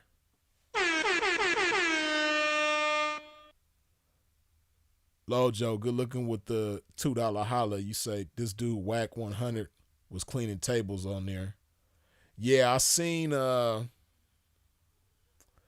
think somebody did a reaction to that, and I seen, and I didn't even watch the video that I'm talking about, but I seen it. I believe that's how I seen that. Like it was a reaction, and I seen on the thumbnail of that video that Wack was like cleaning the table over there, and I was thinking that he was doing it as a joke. I don't know. You know what I mean? But yeah, I don't even see Wack like that, you know, like how he try to make himself to be this larger than life type of boss when you're an employee at No Jumper. I just, you know, I don't know. That's kind of crazy to me that he's doing that, but hey, that's on him. They see me trolling. Good looking with the $2 holla. Under what conditions would you go on a podcast?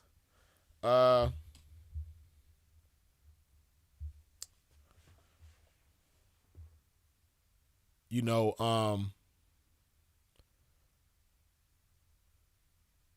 it would have to definitely be some sort of respect for the culture. You know what I mean? Like I mentioned before, Soren Baker. You know, Soren Baker's platform is dope. You know, but he mainly focuses on rappers, and you know, I don't have like a career per se as a rapper. And not only does he focus more so on rappers, but he focused more so on rappers from back in the day, like rappers from the 80s and 90s. You know, shout out to Soren Baker. But see, Soren Baker respects the culture. I think he got love for the culture and the people of the culture. And I just can't see Soren Baker doing any buffoonery or having anything to do with some buffoonery just for the sake of views and clout or whatever the case may be. So yeah, Soren Baker, you know, he's a white guy that I believe, you know, got love. Now, if Soren Baker was, you know, had the type of platform like a Vlad or a No Jumper as far as the type of content, even though he's not as big, you know, I would do something with a Soren Baker. You know what I mean? Because I just think his character is solid, and you know, I just like what I see coming from him. But platforms like Soft White Underbelly, no. No Jumper, no. Vlad TV, hell no. And then, you know, platforms by black folks, you know, and even not all the black folks platforms, you know, again, like I've said before, I like the art of dialogue, man. I just like how he does his thing, and I really want him to become one of the premier platforms. You know, the Real Tune dude is cool too. You know, he's not bad. But I really like the art of dialogue the best as far as like the podcast amongst our people. But you know, people who don't really have an interest in our culture but exploit our culture, nah, you know what I mean? That's just like, you know, I like how Cat Williams was just so raw, man, on Club Shay Shay. But I like how when he said, you know, Joe Rogan ain't gonna have me on there, and then Joe Rogan comes out and says, "Oh yeah, Cat, he can come by here anytime he want." Of course, when he's the hottest thing, and then now, you know, his interview is bigger than any interview on your channel, and you probably seen that coming, you know. So of course, you know, shit, Cat's interview. Let me look and see, man.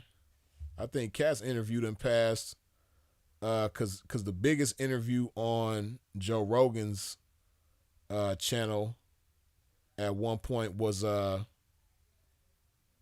what's it called? The Elon Musk. And I think Cat Williams done passed that. Let me see. Oh, well, he about to pass it. Cat Williams is at 56 million and some change. You know, he gonna be at 57 million very soon. Now let's see what that Elon Musk interview is. Hold on. Oh no, Bob Lazar and Jeremy Corbell. That's the biggest. That's the biggest interview on Joe Rogan's podcast, and it's at 57 million. So Joe Rogan's biggest interview is at 57 million. Cat Williams is about to pass that very shortly, because and mind you, Cat Williams' interview is only a month old, so he done got almost 57 million views in a month. Joe Rogan's biggest interview is 57 million. It's 4 years old, right? So of course Joe Rogan is gonna be like, "Oh yeah, sure, Cat Williams can come on here anytime." And you know, I don't think that he necessarily got anything against Cat Williams, but it's like you only checking for Cat Williams now because he got the hottest interview on YouTube right now. So, or just among podcasts, period. You know, Cat Williams got the hottest shit. So of course you gonna invite him on there. But you know, I'm pretty sure at this point Cat Williams is like, man, shit, I don't want to go on no damn Joe Rogan for what? But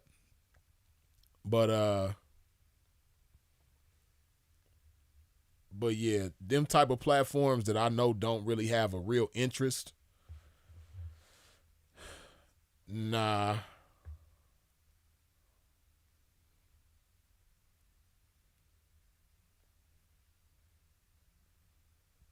Hold on. They will say Vlad and Adam just capitalize off of our people's self-hatred and need to be seen / get clout. if they were black men, we wouldn't let them get away with half of what they've done. If they were black men, they wouldn't be interested in, the buffoonery that they interested in. Yeah, that's just the way that cookie crumbles. Ice cream topics say somebody need to get on Adam's ass. That ain't gonna do nothing, man. Adam gonna be Adam. We need to get on our own people. And if ain't nobody learn nothing from T-Rail and AD and Duno and all them's departure, then, they ain't gonna never learn.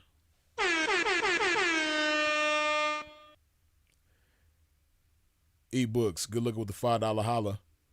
What's worse than white vultures, instigators like Whack 100, loudmouth like Sharp, or snitches on IG like Charleston, Snooki, Folks Alert? Well, the false alert ain't nothing worse than that. You know what I mean? Whack 100, he just, he we always gonna have people like that among us, among our people. So, Whack gonna do what he do. It's on people to entertain that bullshit or not, believe it or not. Charleston White is a clown. He's just a jester who's, Charleston gonna eventually play out. And that's another thing too. Like Whack 100 and Charleston, they got the same thing in common where they, they just disrespect a lot of people who, they not gonna face. They not gonna go pull up on the people that they disrespecting. Whack 100 got that problem. Charleston White got that problem. They get on the internet and disrespect a whole bunch of people. They both have disrespected whole neighborhoods that they not gonna go to and disrespect the people in that neighborhood in their face. They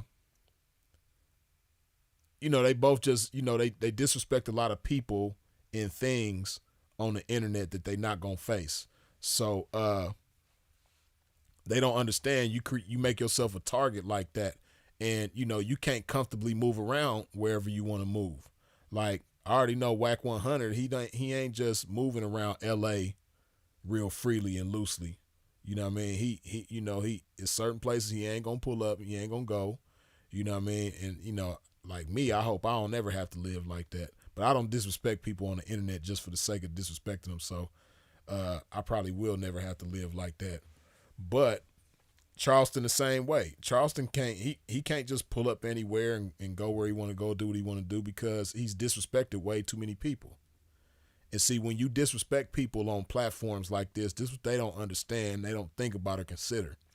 When you disrespect whole hoods, whole sections, whole groups of people, you make yourself a target to those people and you don't know who all they are. You just blindly disrespecting people and you don't even know the people that you disrespecting. Just because you might not like one person who represents that section, or whatever the case that represents that thing, you're going to disrespect the whole thing. And that's just stupid. So you make yourself a target to people that you can't identify, and those people could be anywhere, anytime. You know what I mean? That's just like prime example, right? This is me on my little bitty level, my non-famous, non-superstar level, right? Just me being, Freeze from the game that be popping it on YouTube and shit. I was in Miami one time, right? And me and my partner was chilling. And my partner, he's a naturally energetic dude and he speaks with a lot of passion and shit like that, right?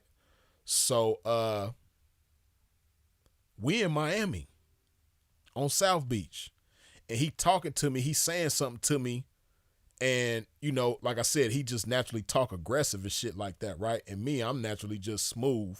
I got my moments where I talk passionately too, but most of the time I'm laid back, smooth, chilling, right? So in this moment, I'm laid back, smooth, chilling, and my partner talking to me, and from the outside looking in, it might look like he got a problem with me, like he mad at me or like he tripping on me or something, right? So we sitting there, he talking to me, but he talking real aggressive and shit like that from the looks of it. And this group of dudes, they came up to me and they was like, "Hey, Freeze, you got a problem, cuz? You good over here? Anybody got a problem with you over here, Freeze?" And I was like, nah, man, I'm good, man. And they, turn out they was some Crip dudes from Vegas. And they was ready, like, if my homeboy turned out to be my enemy, like, if it turned out to be the way they thought it was, they would have been on his head.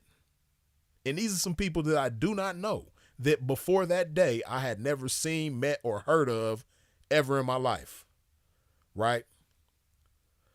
They was just some people that had love for me, as, people that respect the game.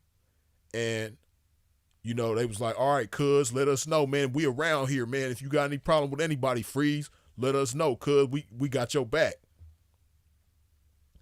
Some Crip dudes from Vegas all the way in Miami just so happened to be out there when I'm chopping it up with my partner, and they ready to get on his helmet because they think that me and him got a problem with each other, right? Now, again, like I said, these some people I didn't even know they exist before this day, right? So on that same token, let's say I was like a whack 100, disrespecting, this neighborhood, disrespecting this legendary person, like how he done, said the things that he done said about Nipsey Hussle, right? I don't need to repeat the shit. Anybody who pay attention know that Wack done said some crazy shit about Nipsey, right? Since he been deceased. So let's say Wack 100 is in that situation and he just on South Beach chilling, chopping it up with one of his partners. And some dudes, some Crip dudes, because that's what people don't understand. Like Nipsey Hussle made such an impact on people all over. Like it might be, you got rolling 60s everywhere. It might be some rolling 60s from Tennessee. It might be some rolling 60s from Texas. It might be some rolling 60s from Georgia. And they running the Wack 100 on South Beach.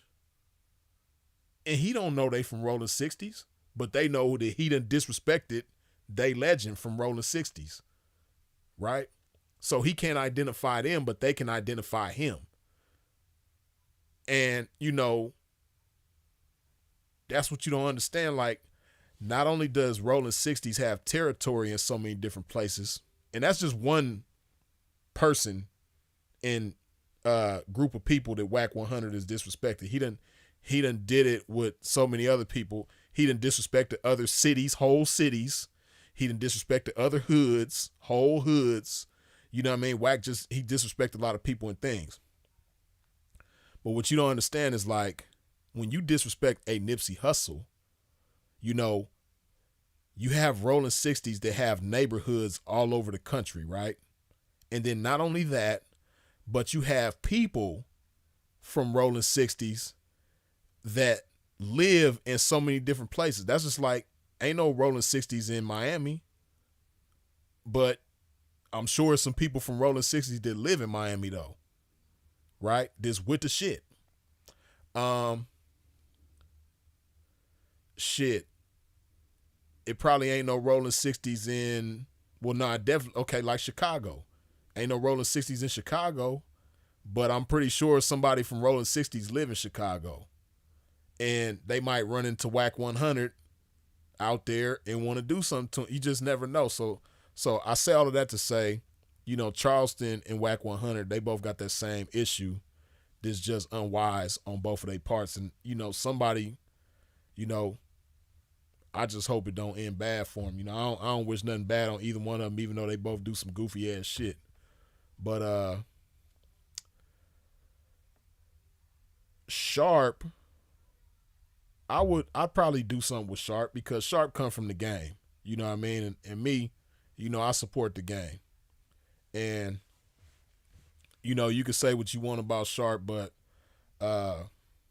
Sharp come from the game.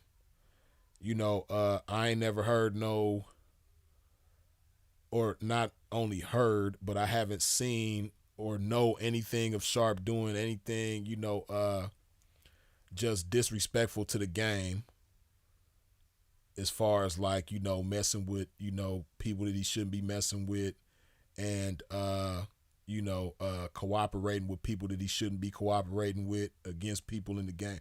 I've never seen or heard anything like that on his name, and he been around for a long time. So yeah, I'd do something with him.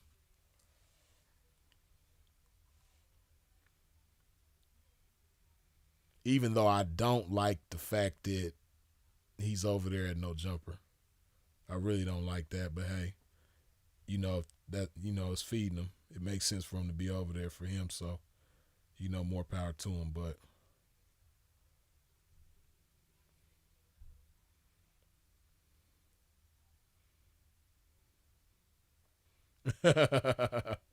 they see me troll and say, definitely not Fresh and Trick.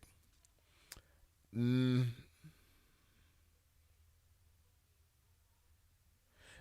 I wouldn't. I probably wouldn't do Fresh and Trick. You know what I mean? I wouldn't go on their platform. You know what I mean? Like if they was on somebody else's platform and wanted to, have a debate with this game, I'll tear them up on somebody else's platform, but I wouldn't go on their platform,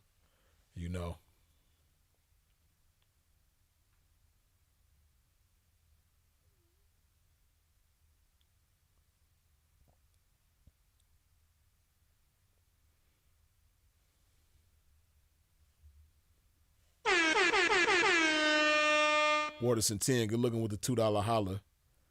Do you think DJ Vlad is a racist? Yeah, you probably came in late, Waterson 10, but I spoke on that a little earlier. But what I was saying is that I don't necessarily think Vlad is a racist. If he was, I wouldn't be surprised. But like just based on what I've seen from him, I don't think he's necessarily a racist. I just think he doesn't care about the people that support him. And honestly, I don't think he cares about anybody or anything but his bottom line, which is money. You know what I mean? Like Vlad just cares about the money. And whoever has to be a casualty in the process of him getting to the money, they just gonna have to be a casualty. And that's what it is with him. But I don't get him being a racist per se. But again, like I said, I wouldn't be surprised if he was though. But not sure.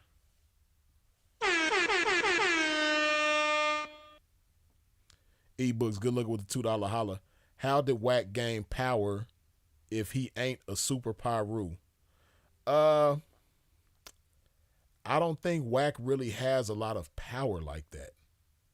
I think he got, a little money. He got some money.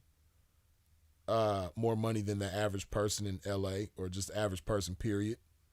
I think Wack is probably worth somewhere in the 7-figure range. But as far as power, I don't really see him with a lot of power. Like when has there been an example of him, putting some great power to use? I don't know. I don't really see him as being a very powerful individual. He got a powerful mouth. He talk a good one. He barks. His bark is powerfully loud. But as far as him having power, see what you got to understand is like power has a lot to do with influence, right? And when you have power, you can make shit move. And it doesn't always have to entail money. See, people with money, they can have power in certain instances where it can be bought, but real power you can't just purchase the shit, or you can't pay somebody to make certain things happen. It takes the power. See, not only does power entail influence, but it also entails respect, right? Like I use Jay Prince as an example all the time. Jay Prince is balling. He got bread, but there's a lot of people that have more money than Jay Prince, but don't have nearly the power that Jay Prince got. Like Jay Prince got real power. You know what I mean? Jay Prince got influence. Jay Prince got respect. You know what I mean? And there's people that will mobilize and move on his behalf, and it's not because of how much money he got or how much money he gonna give them. You know what I mean? Like, there are people that will mobilize and move on Jay Prince's behalf, and it's because of the respect. Like, that's real power. He got real power. Speaking of people in LA, right? Michael Conception, one of the greatest examples of power. You know what I mean? Michael Conception, you know, he an OG West Side Crip, you know, that used to run with Barefoot Pookie, and, you know, he was around during the days when Tookie was around. But Michael Conception is paralyzed. You know, he can't walk. He's wheelchair bound. But, man, when I tell you that man got power, like, the name Michael Conception put fear in, like, real people's hearts, like, real people that, like, you know, steppers and all that type of shit. When they hear the name Michael Conception, man, people straighten up. People sit up right when they hear the name Michael Conception in L.A. You know, of course, Michael Conception, he's another one that has money, you know, bread long. But there's other people that have more money than Michael Conception, but don't have nearly the power that Michael Conception got. That man got real power. You know, yeah, so I say all of that to say, nah, I don't really see Whack 100 as having like a lot of power. I don't really see that. You know what I mean? I don't see him having that kind of influence, and I don't see him having that kind of respect. You know what I mean? Because, you know, it's a lot of people from his own neighborhood that don't even like him. You know, did he be getting into it with, you know, respectable individuals from his neighborhood? So pretty sure he got some people from his neighborhood that he cool with, but, you know, among your peers, man, that says a lot.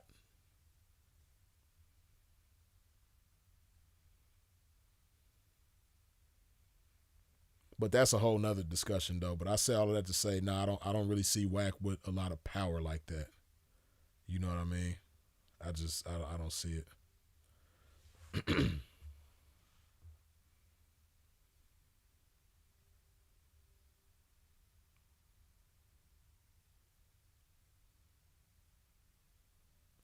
Right. The original says he got credibility from the game, the rapper, not this game. Yeah. Yeah, you know, that's how a lot of people came to know who Whack 100 is, was through the game and Ray J. And then later on, you know, he made some other moves.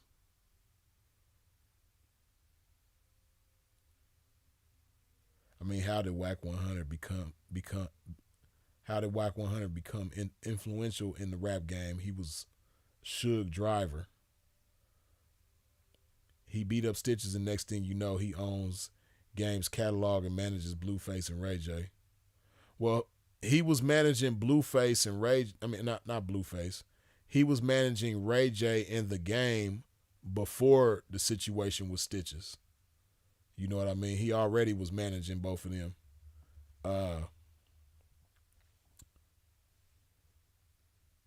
You know, but he talk a good one. So maybe, you know, some people believe the shit that he be talking, and, you know, that's how that happened. But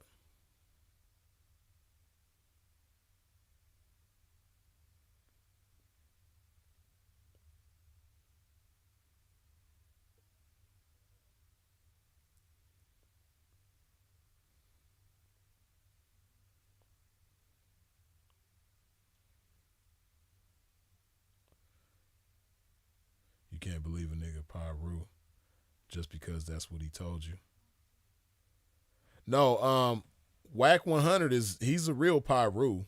Like, but that, that ain't saying nothing. I mean, it is, but it ain't. Like, it is to a certain extent because not only is he a real Pyru, but he comes from a time and place where it was very dangerous to be a Pyru.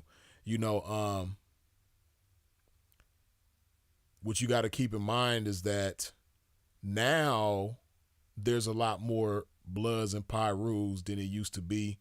But like in the 80s and 90s, in Crips, it's still more Crips than it is Pyrus or Bloods combined.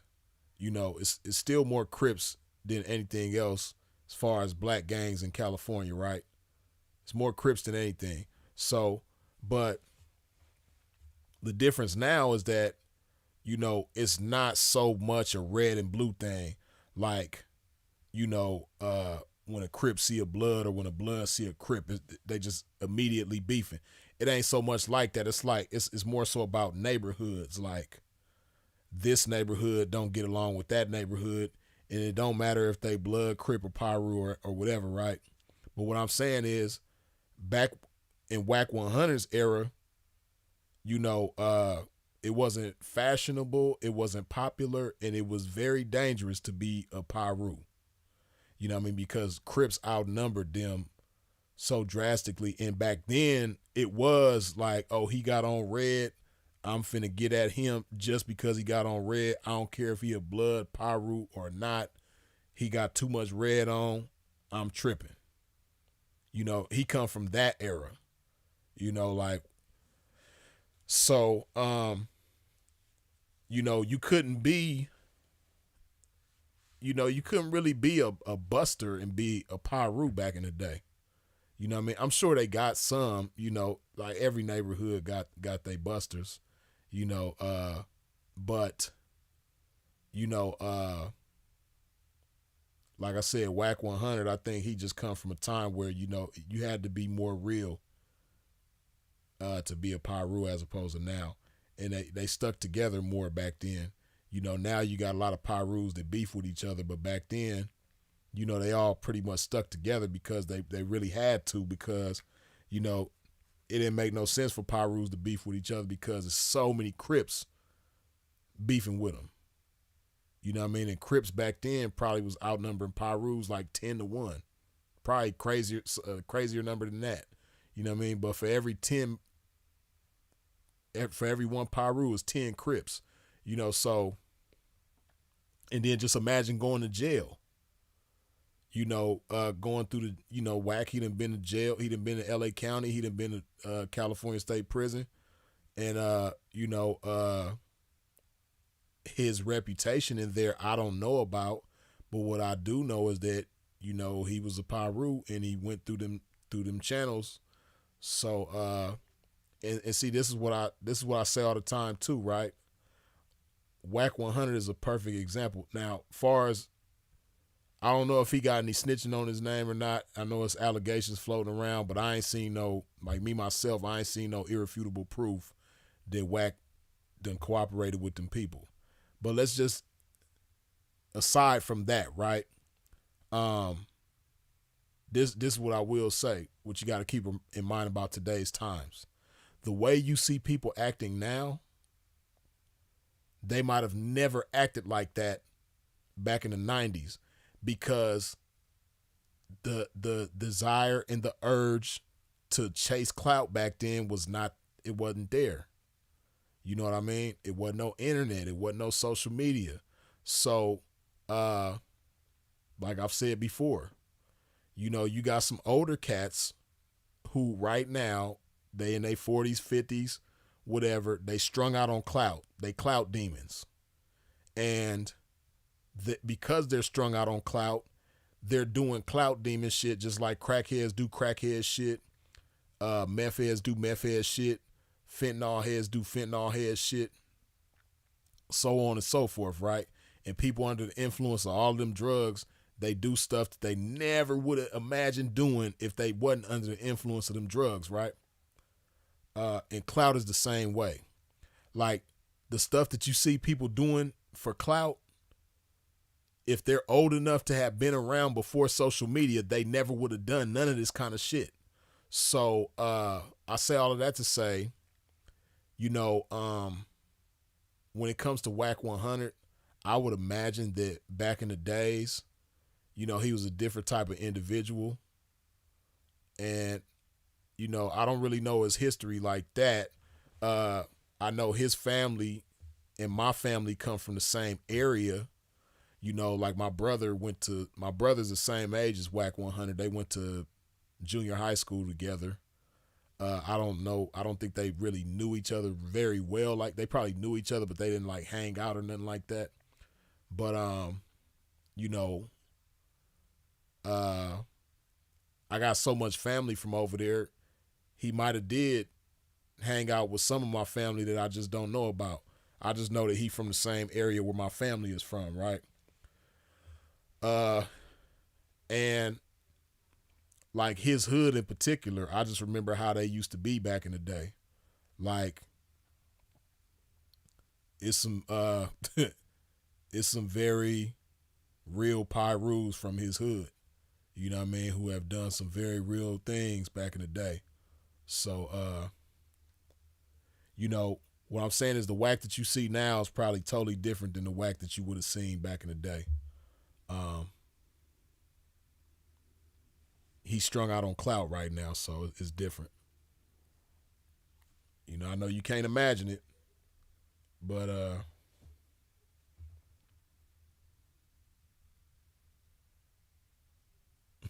on Pyru, when I beat you, you going to bed. Hey, now what I will tell you, man, hey, I know Whack was, you know, big Pyru and all of that back in the day, but hey, I think Whack really missed his calling, man. But then he's a little too short as well. But, you know, because I ain't never seen no wrestlers that was like 5'5" or 5'6" or whatever tall he is. But hey, man, Whack 100 was supposed to be a wrestler. Whack 100 was supposed to be in the WWE back in the day. Because the way he talked, like he got the perfect voice, the perfect, you know, the way he just talked when he going off on somebody, man, he was perfect for wrestling. He wasn't tall enough probably. That's probably why he could have never made it as a wrestler. But other than the height, man, Whack 100 perfect for a wrestler. You know what I mean? The way he talked, like he talked shit, like he could have been like The Rock. Like how The Rock was big with the WWE and all that. Whack 100 could have been just as big, man. He just didn't have the height. I think that was his only problem, man. He just wasn't tall enough, man. If Whack would have been tall enough, he'd have been perfect for WWE. You know what I mean? Especially if he came on WWE with the whole Pyru image. You know what I mean? Like I could just see him, you know, with the lights. You know how they be having the flares flashing when the wrestlers come out and they got the strobe lights going everywhere. You know what I mean? And you know how like when The Rock come out, before you see The Rock, he get on the microphone, he be like, if you smell, did the crowd go crazy? I could just see Whack doing that, you know what I mean? Like Whack 100, like say it's a wrestler, say it's like Stone Cold Steve Austin in his prime, you know what I mean? He in the ring talking shit about Whack 100. I don't give a damn about that Pyru shit. When I see Whack 100, I'm going to open a can of whip ass on him, and I'm going to give him some sweet chin music, and And then in the midst of all that, you hear, nigga on Pyru. But you don't see him, you just hear that. And then the crowd go crazy. And then a nigga, when he come outside, you see him with the microphone. He got the championship belt hanging over his shoulder. And he like, Stone Cold, when I beat you, you going to bed. And the crowd just go crazy. Like, that's who he was supposed to be. You know what I mean? He would have been perfect for that. Y'all can picture the shit as I'm saying it. I know you can. You know what I mean? Like, Whack would have been perfect for the WWE, man. He just wasn't tall enough. But then again, he could have been. You know, every wrestler wasn't like super tall. I don't know if there's ever been a wrestler as tall as Whack or as short as Whack. But he would have been perfect, man. I'm telling you, like, let me see. Let me see if I can pull that shit up real quick. Hold on. So I can give y'all a visual of what I'm talking about. Hold on, is this it? Hold on. Let me see if I can find that shit. Shit classic, man. Hold on. Where is that shit at?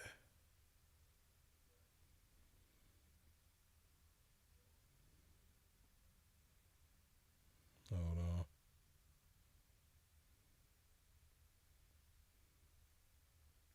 Hold on.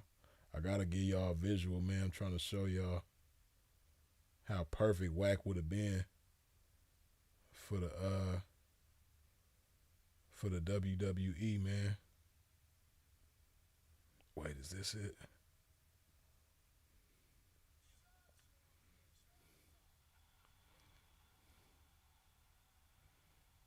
Nah, that ain't it, man. Where is that damn video, man? I'm trying to find this one video, man, so I can show y'all what Wack was supposed to be doing, man. I think I might have passed it. Hold on. This was Wack, man. He would have been perfect for this shit. Where's that damn video at, man? Hold on, man. Damn. Trying to find this shit, man. Hold on, man.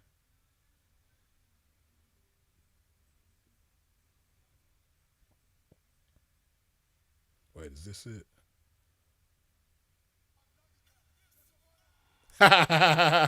Hold on, this is what I'm talking about. You know what I mean? Hold on, this is what Wack 100 was supposed to be doing. This shit. Hold on, let me show you. This is supposed to be Wack 100. You know what I mean? Hold on, is this it? दुनिया मान रही सी America दे ताकत नू पर उस समा लग गया You see how he was like, if you smell, and the crowd went crazy? See, watch. Let me show you again. दुनिया मान रही सी अमेरिका दे ताकत नू पर उस समा लग गया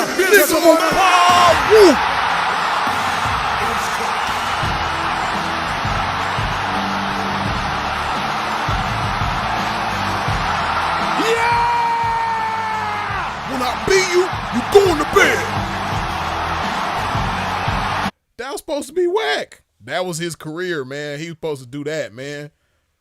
That's what Wack 100 was supposed to be doing with his life, man. I mean, he cool. He's still successful and shit. You know what I mean? He doing his thing. Much props to him for being successful and shit like that. But that's what Wack 100 was supposed to be doing, man. He's supposed to be WWE. You know what I mean? If you're nigga on power, and the crowd go crazy and shit. That's what Wack was supposed to be doing. You know what I mean?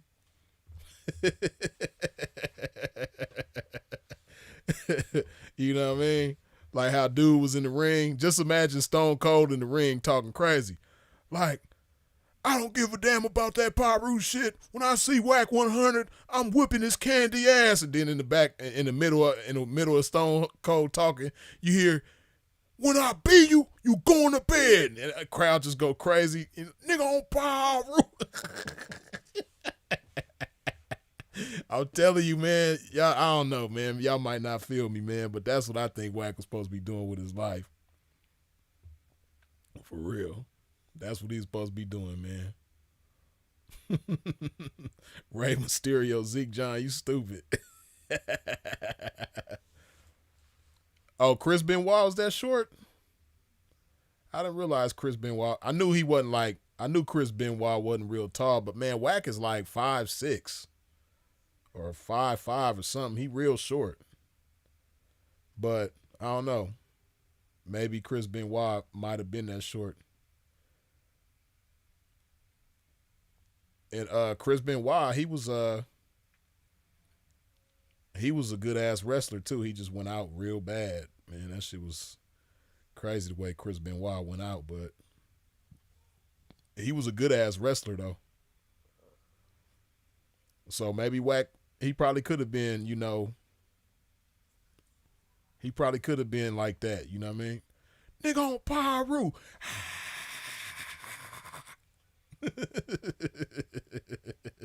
Now I'm telling you, man, that's what he was supposed to do.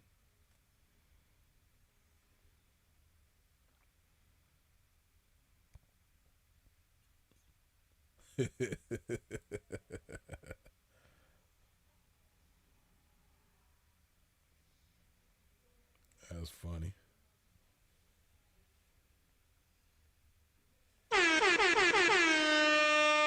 E-books, good looking with the $2 holla.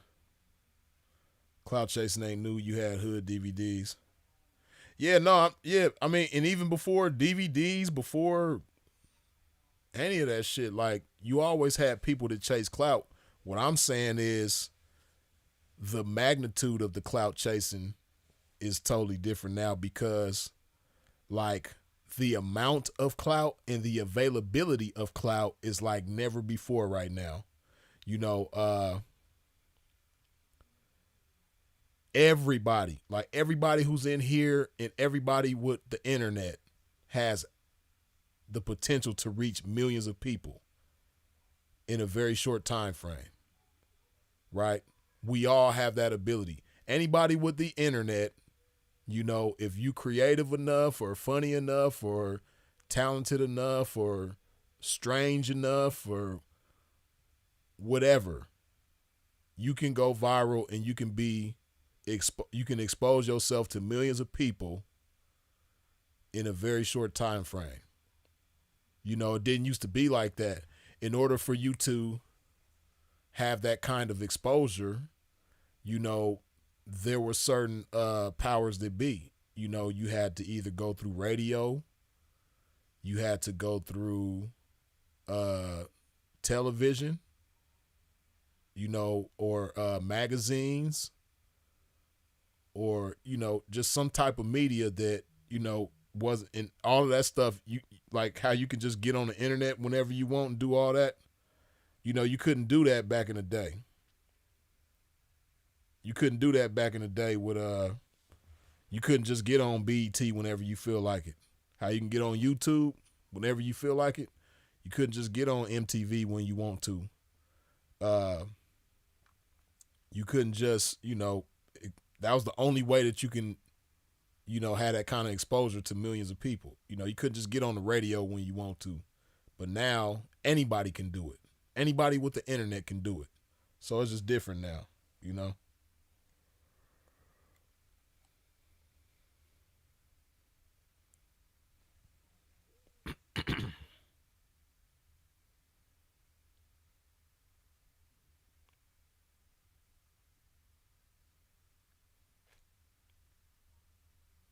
Yeah, World Star and This Is 50, they've been around.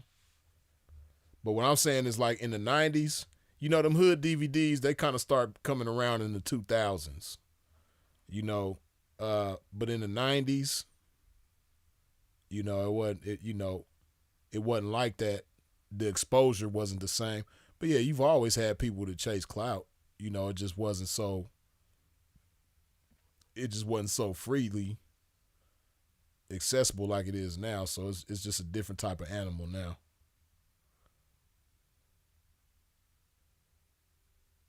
FB, you stupid. He said, Whack 100 screaming in the WWE ring is just something different. I cannot unsee now. I cannot unsee it now. Yeah, you can see what I'm talking about. You know what I mean? Whack 100, you know what I mean? You could just picture Whack 100 with the championship belt on his shoulder. You know what I mean? Stomping into the ring, talking about, no Paru. That's some funny ass shit. All the way real though.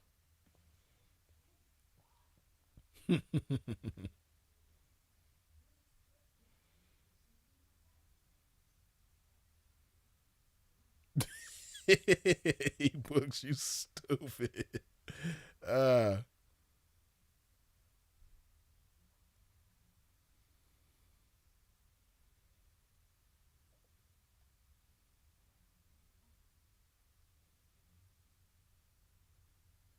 Off the ropes. with the red flag flying in the air. Y'all stupid as hell. Oh shit. D Money 57, good looking with the $2 holler. You a damn fool, Freeze. You got me dying at work. For sure. That's some funny shit though. Like I said, whenever I hear Whack 100, that's who I think about. I think about WWE. You know what I mean? I think about Whack Benoit. You know what I mean? Whack Mysterio. Stone Cold Whack Austin. You know what I mean? That's what I think about when I hear him talking, and when I see him going off on people, that's what I see. You know what I mean? Whack Hogan. Oh shit.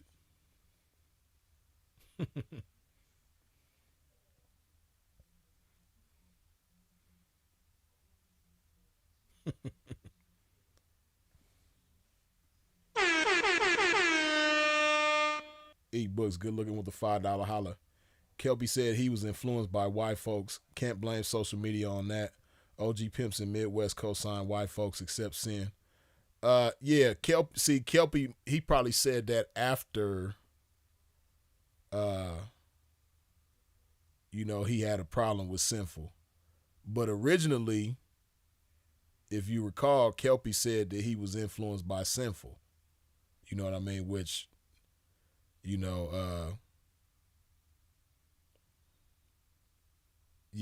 goofball shit don't have nothing to do with it. But I don't know, maybe his desire to be in the game might have been influenced by Sinful. But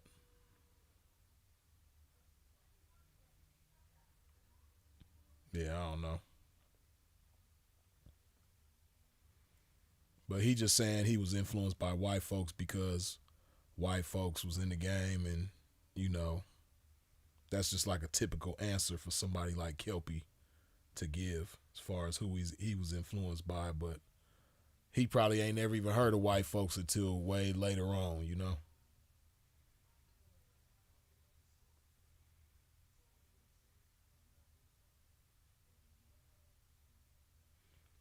Carlos Enriquez, you stupid. Better be careful, Freeze. If Wax sees this, he might want to see you at SummerSlam.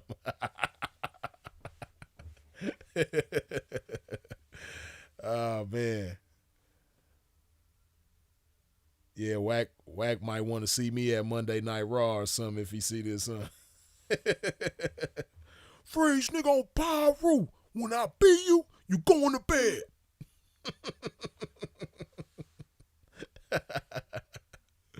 Oh, shit. We gonna be at SummerSlam. I'm gonna be in the middle of the ring talking shit. And in the middle of me talking shit, all of a sudden you gonna hear, nigga on Pyro.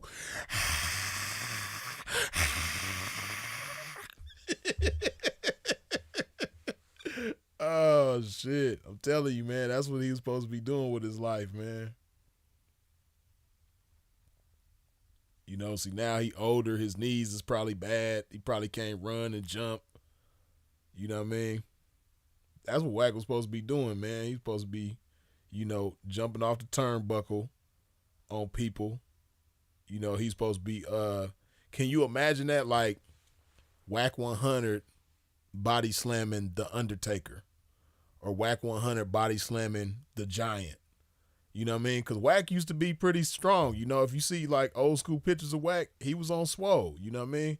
So I could see him, I could see him picking up and slamming The Undertaker or picking up and slamming The Giant. You know what I mean? I could see that. I think he would have been strong enough to do it. Whack Kurt Angle, you stupid. In my own lane, he dumb as hell. Whack Kurt Angle.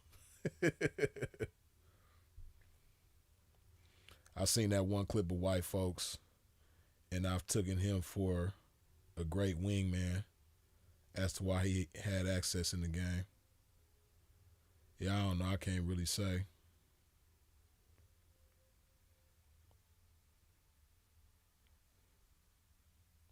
Ebook say, send the game with his old butterfly tattoo, helping him cheat to win. Because he too much of a B to fight like the 40 Glock fight.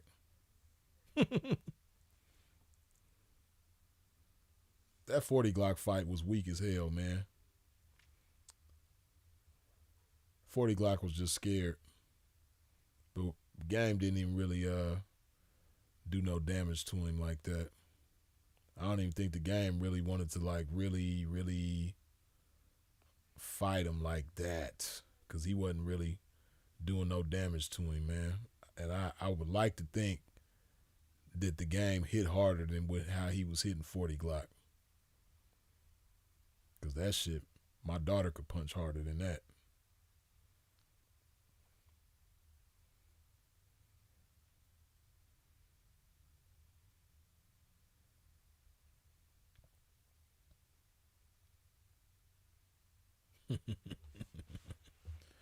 Yeah, man. But yeah, we gonna chop it a few more minutes, man, before I wrap it up. Let me hydrate my pimping one more time. If you ain't wiped your feet off at the door when you stepped into a pimp's domain, please do so now. Hit that like button.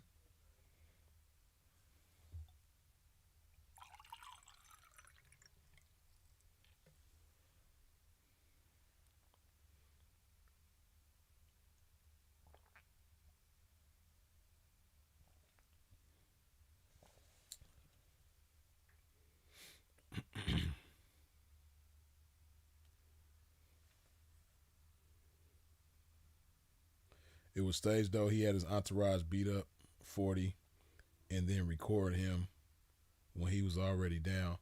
Oh, see, I didn't know that part.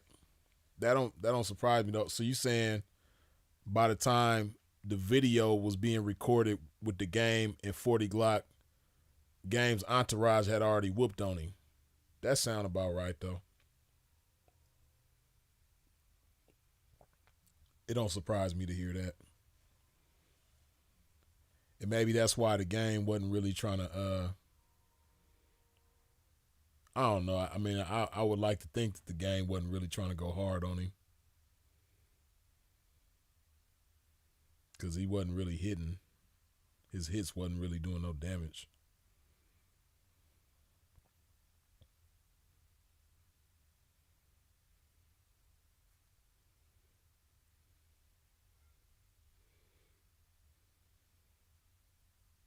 Oh, you said that's the rumor. Oh, yeah, you know what? That's the story. Yeah, you're right. That's the story that 40 Glock was saying, I think. 40 Glock was trying to say that he got jumped or whatever. But I think the Game was saying that it was just him.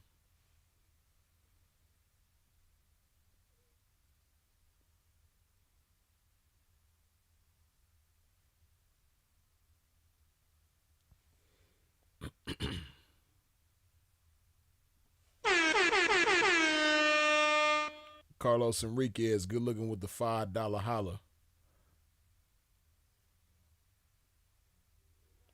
When are you doing a meet and greet for veganism and CDLs? Ah, shit.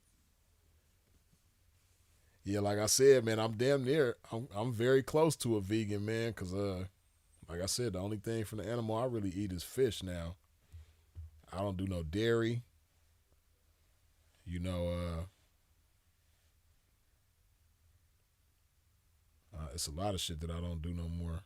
So, and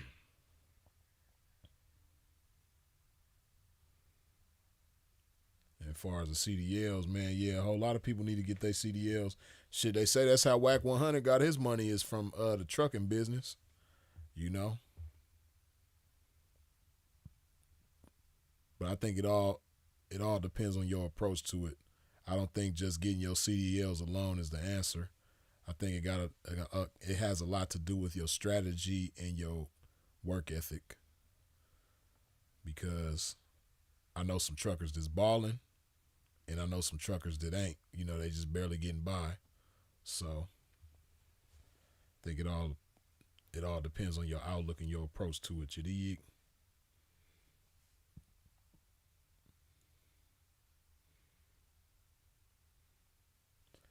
Ebook says Too Short implied it, but he didn't want to diss Game in a radio interview. I didn't even know nothing about that. I didn't even know Too Short spoke on it. I love a good steak, man. Can't do it.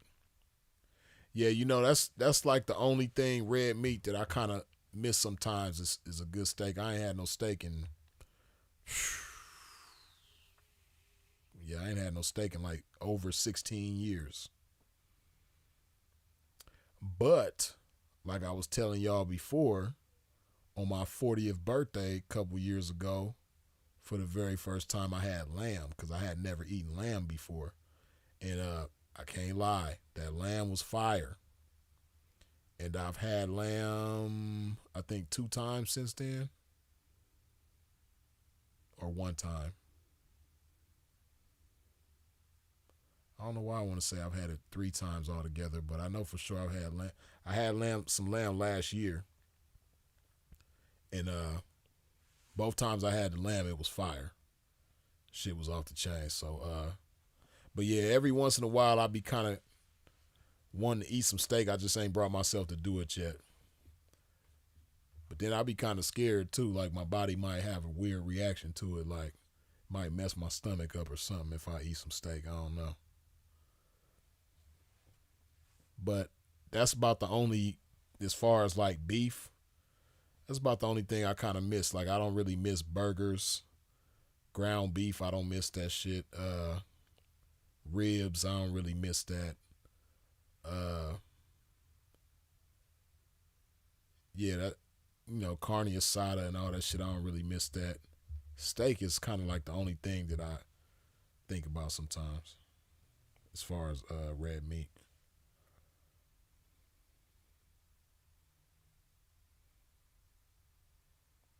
Oh yeah.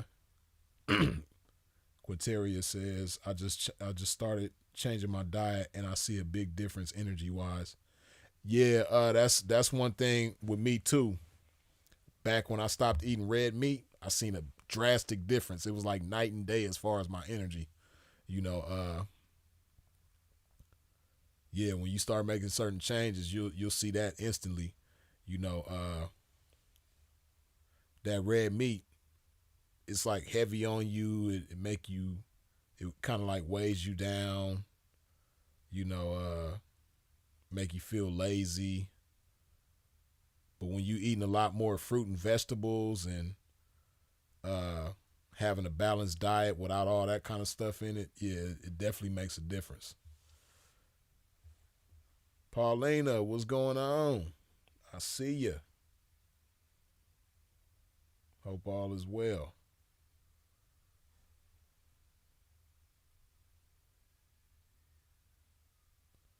Carlos Enriquez says, in AZ, there's a steakhouse called Bobby Q. Best steakhouse in Phoenix, in my opinion. I did have lamb 3 times. I remember the 3rd time now, because as soon as you said steakhouse, you reminded me of the 3rd time that I had lamb, which was this last birthday. I went to, I think it's called, Wren and Wolf. Wren and Wolf, WREN and Wolf. Wren and Wolf is a steakhouse in downtown Phoenix, and I went there on my last birthday and had some lamb from there, and it was fire. But Bobby Q's, of course, you know, because I don't eat steak no more, so I've never had Bobby Q's steak. But Bobby Q's is good though. They're whenever I go to Bobby Q's, I usually get the barbecue chicken, and they barbecue chicken is fire, I must say. I haven't had it in a while because, like I said, I don't really be eating chicken like that no more. But yeah, Bobby Q's is good though.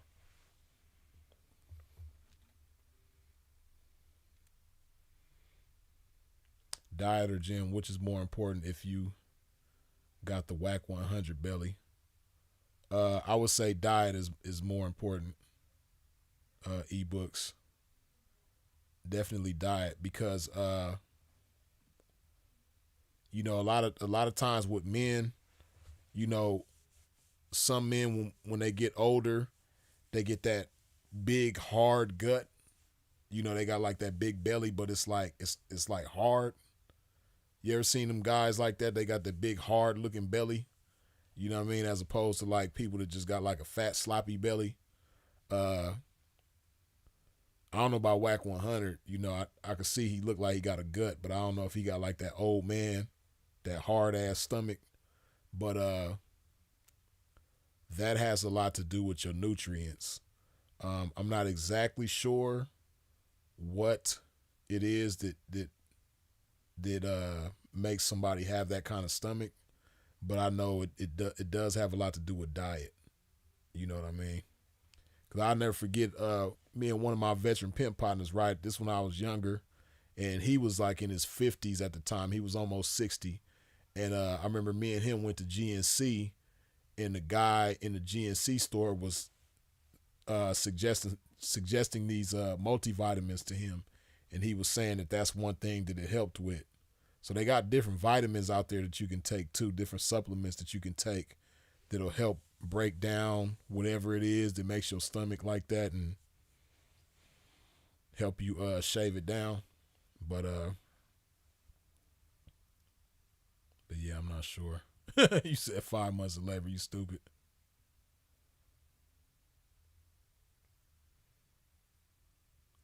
Right, and mental clarity. Quinteria, definitely that for sure. All is well, coupled with unbelief. Grateful for the gift of Philip. Yes, indeed. I'm beyond grateful. I'll be this morning, you know, I was laughing at his videos. You know, yeah, always laughing at bro shit. Dad bod, yep. That's liquor. Oh yeah, and I don't know how much Whack 100 drinks or not, but yeah, I know that liquor definitely be having a lot to do with it for sure. And probably a lot of sugar. I would think a lot of sugar probably has a lot to do with that too, with them guys that be having that hard stomach. Quitting booze and fast food is hard. Yeah. But like I say all the time, you know, it's easier to say no to something when you have a bigger, stronger thing to say yes to, right? So you just got to figure out something that you want to say yes to, you know, saying yes to being healthier. Because, you know, one thing about booze and fast food that we all know is that when people get older, they start having health problems. This is another reason that's one of the main reasons why when I hit 30 years old, I made certain changes, right? Because I seen the older men in my family, like my uncles and certain older cousins and stuff. I noticed them, like when I was a kid and when I was younger, I noticed a lot of them when they hit their 30s, that's when they start having certain health problems. They start having diabetes. They start having hypertension, high blood pressure, all this type of stuff, right? A lot of it because of the way that they ate. So when I hit 30, you know, I got to really thinking about that. I was like, you know what? About to quit this alcohol. Matter of fact, when at 30 is when I quit alcohol and fried food at the same time. So believe it or not, for me, like me personally, French fries was harder to quit than alcohol. I had a tougher time with French fries. Cause I love French fries, man. You know, I mean, at least back then. Now I don't really have a craving or a desire for them. But back then, man, I was hooked on some French fries, especially them seasoned fries from Denny's. That's how old that shit is. Cause I stopped eating Denny's like 9 years ago. I don't even mess with Denny's no more. But back when I did eat French fries, them seasoned fries from Denny's was my shit. I used to love them things, especially with some barbecue sauce. I was hooked. I was a seasoned fries with barbecue sauce junkie at Denny's. So that for me was tougher to quit than alcohol. But I did it though. You know, and like I said, I got to thinking about my health, and I got to thinking about, you know, how I want to look. And that's what made me start working out. And yeah, you know, so like I said, I said no to those things by having something stronger to say yes to, which for me, it was health and fitness. So.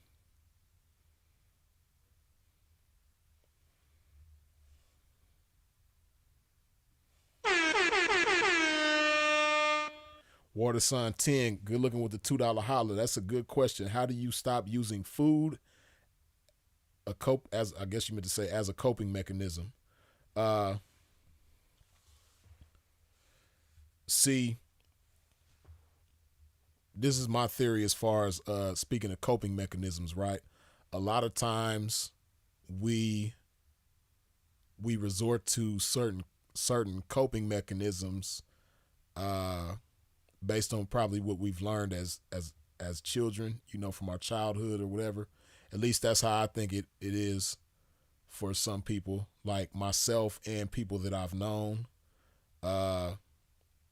You know, I think that's what happens with a lot of us. We resort to things that we might have picked up that we seen young, right? So like people who turn to food, they might have I mean, that might be the case with you, I don't know. But some people turn to food because it was a way that they bonded with a loved one that might not be here anymore. Or you know, certain people, you know, turn to alcohol for the same reasons. And you know, everybody got their different things that they turn to. But again, you know, you just got to think about appreciating yourself and loving yourself through your actions, right? And, you know, it has a lot to do with your value system too. You know, do you value your body the way that you should? Do you appreciate your body the way that you should? Do you understand the importance and the sensitivity and the complexity of your body the way that you should? You know, if you understood how sensitive your body is to certain things, how precious and delicate your body is, you know, and how beautiful your body is, how important your body is, you know, if you start thinking about things from that perspective, you know, that'll help you. And then, so you say coping mechanism, which makes me think, you know, you might turn to food at times when you feeling down or you feeling depressed or whatever the case may be. And see, a lot of times that can come from, you know, having too much idle time on your hands, you know, and as they say, you know, the idle mind is the devil's playground. I definitely believe in that. So, you know, as opposed to turning to food, you might want to, you know, go out and do something different. Just figure out some kind of activity that you like. You know, I don't know, you might like going hunting or fishing depending on where you live. You might like, you know, going for a walk outdoors, you know, just anywhere. If you live near a beach, if you live near the woods, if you live near a park, you know, just going out for a walk. You know, and you know, thinking about things from a more positive standpoint, you know, thinking about how you want things to be. See, and a lot of times too, you know, when we have a negative thoughts or when we depressed about something, we're focused on the things that we want that we don't have. You know, and when you focus on the things that you want that you don't have, it's very easy to overlook all of the blessings that you have. But when you really stop and think about how blessed you are, like if you really stop and take the time to count your blessings, if you understand what blessings are and you appreciate blessings, then, you know, you're gonna be counting blessings till you blue in the face. You know, having the eyes to read the chat is a blessing. Having the fingers to type in the chat is a blessing. Having a functioning mind that can tell your fingers to type in the chat is a blessing. You know, comprehension is a blessing. you know, being able to comprehend things and respond to it accordingly, whether it's crisis, whether it's humor, you know, or whatever the case may be. You know, I just named a few blessings that everybody in here pretty much got. You know, if you really think about all of the ways that you blessed and think about, you know, some of the things that you take for granted that not everybody is blessed with. Everybody doesn't have eyes that can read this chat right now. Everybody doesn't have fingers that can type in a chat right now. Everybody doesn't have a mind that works in conjunction with their body the way that yours does right now. You know, like if you really just sit and think about all the blessings that you got, man, you know, you'll understand how beautiful life is, even when it might seem ugly at times, man. You know, and when you understand the beauty of life, you know, now you're seeing the glass is half full. You're not seeing the empty half of the glass no more. You focus on the full half and you appreciating the fullness of the glass. You know, you're not even thinking about the emptiness of the glass, you know? So, yeah, man, count your blessings, man. Just really sit and think about how blessed you are, you know, and think about how it's some people that don't have the blessings that you have, you know, people that have, you know, so many problems that you don't have, that you was blessed to not have.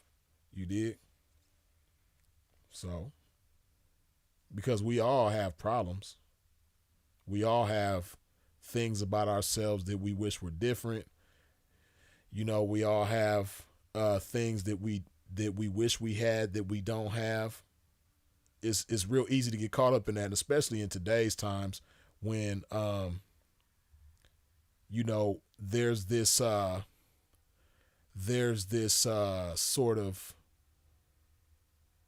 like energy to keep up with everything, right? Because everybody on social media just makes it look like life is just perfect.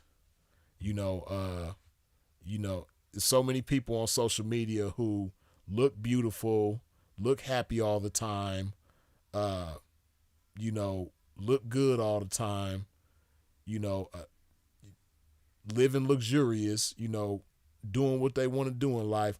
You know, they just make life look so perfect on social media.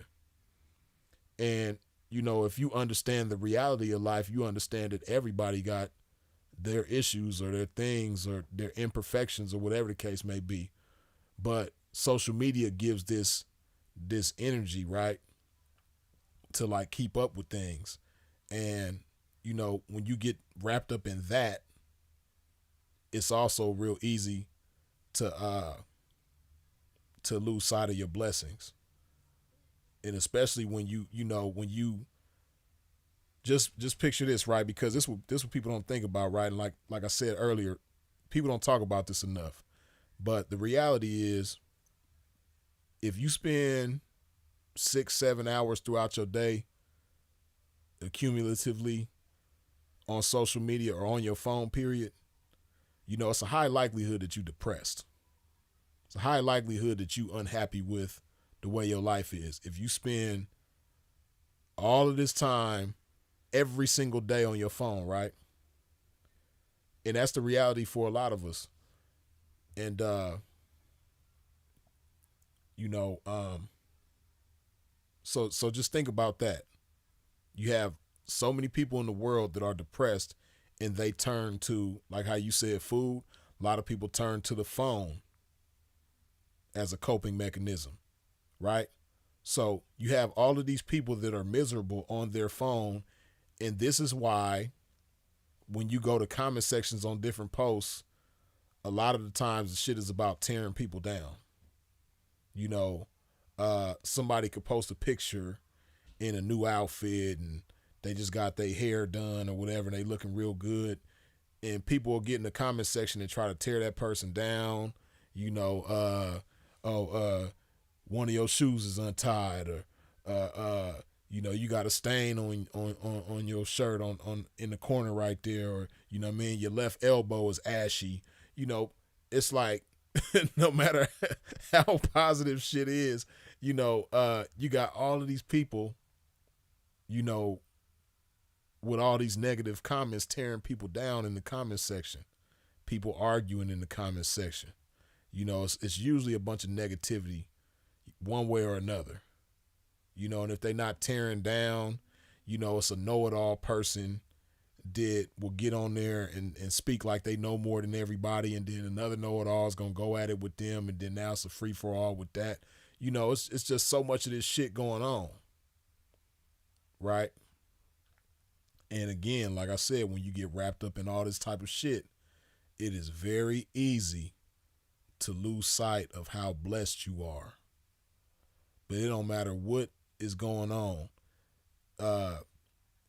You might not know where your next meal is going to come from.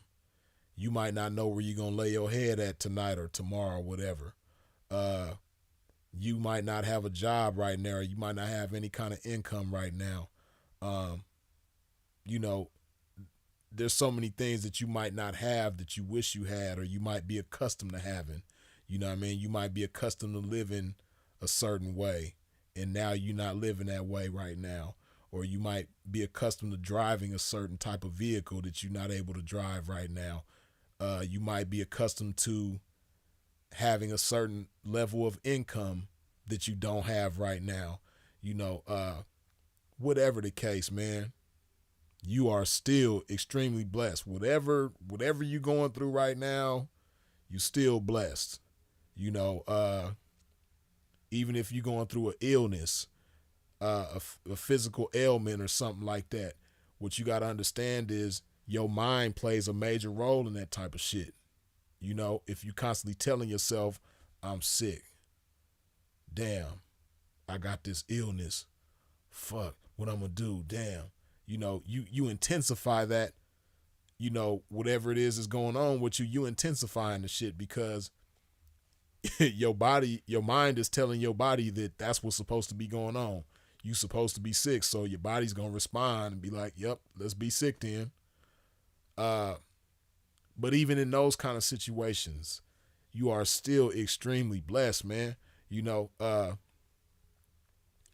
But again, when you miserable and you congregating with a bunch of miserable people on a daily basis, all day, every day, shit, them type of people ain't gonna tell you to count your blessings. And 9 times out of 10, they probably don't think they blessed either, even though they're extremely blessed. There's no conversation, there's no energy about hope. There's no conversation or energy pertaining to possibilities, positivity, building, evolving, growing. You're not getting that type of energy 9 times out of 10 on your phone unless you're seeking it out.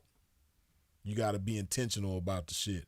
But if you just on default, like a lot of people are most of the time, you just gonna be a trash can for negativity, as Simple the P would say. So yeah, man, you gotta count your blessings though, bottom line.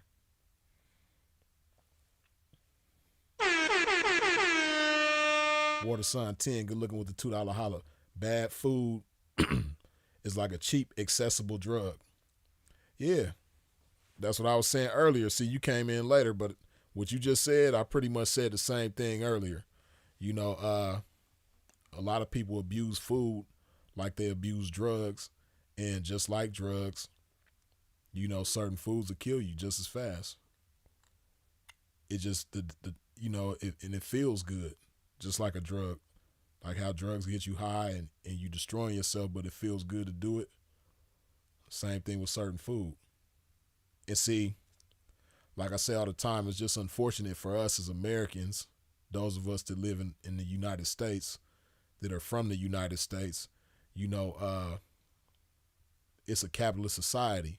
So, a lot of this unhealthy food is easy to mass produce. Quality isn't easy to mass produce. Organic food and stuff that ain't processed and all that type of stuff, it's not easy to mass produce. But the bullshit is easy to mass produce, right? and things that you can mass produce, you know, it amounts to income. It amounts to capital in this capitalist society, right? So with that being the case, like I say all the time, man, you know, it's set up. It's like the US is like a gauntlet of unhealthy shit everywhere you go. And it's like American Gladiators, like you trying to get through this obstacle course and stay healthy. But, you know, like on American Gladiators, when one gladiator hits you with the thing, hit you with that long tube, and then another gladiator might try to tackle you and knock you off your course. You know, that's how the US is with the unhealthy shit. It's like when you wake up and you go outside and you get to going about your day, the unhealthy shit is trying to attack you from every angle, right? Prime example, just like you might go to the grocery store and tell yourself, you know what, I need to get some water and some bananas, or some water and some fruit, or some water and some vegetables, right? Then you go in there, you know, on the end caps on each aisle, they got potato chips and soda and all this shit that you don't want and you try not to think about, but they got it in your face. Then when you go to the register to check out, they ain't got no apples next to the register. They ain't got no vitamins next to the register or nothing like that. What they got? Candy bars, other types of candy, you know, so junk food for the body.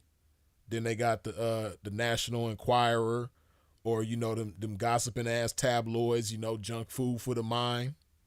You know, at every register, at every grocery store, just about, they got junk food for the body and junk food for the mind at the register, you know, and it's on you to try to, you know, navigate past that and fight temptation.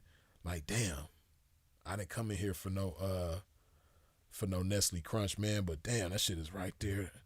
Man, I didn't come in here for no Hershey bar, but damn, you know what I mean? I wasn't thinking about getting no M&Ms, but damn, that shit look good right now. You know what I mean? All that type of shit, you know? So like you said, it is like a cheap, accessible drug. But, you know, you got to be intentional. Like, the temptation ain't really there when you intentional about being healthy, when you intentional about taking care of yourself a certain way and appreciating your life, appreciating your body.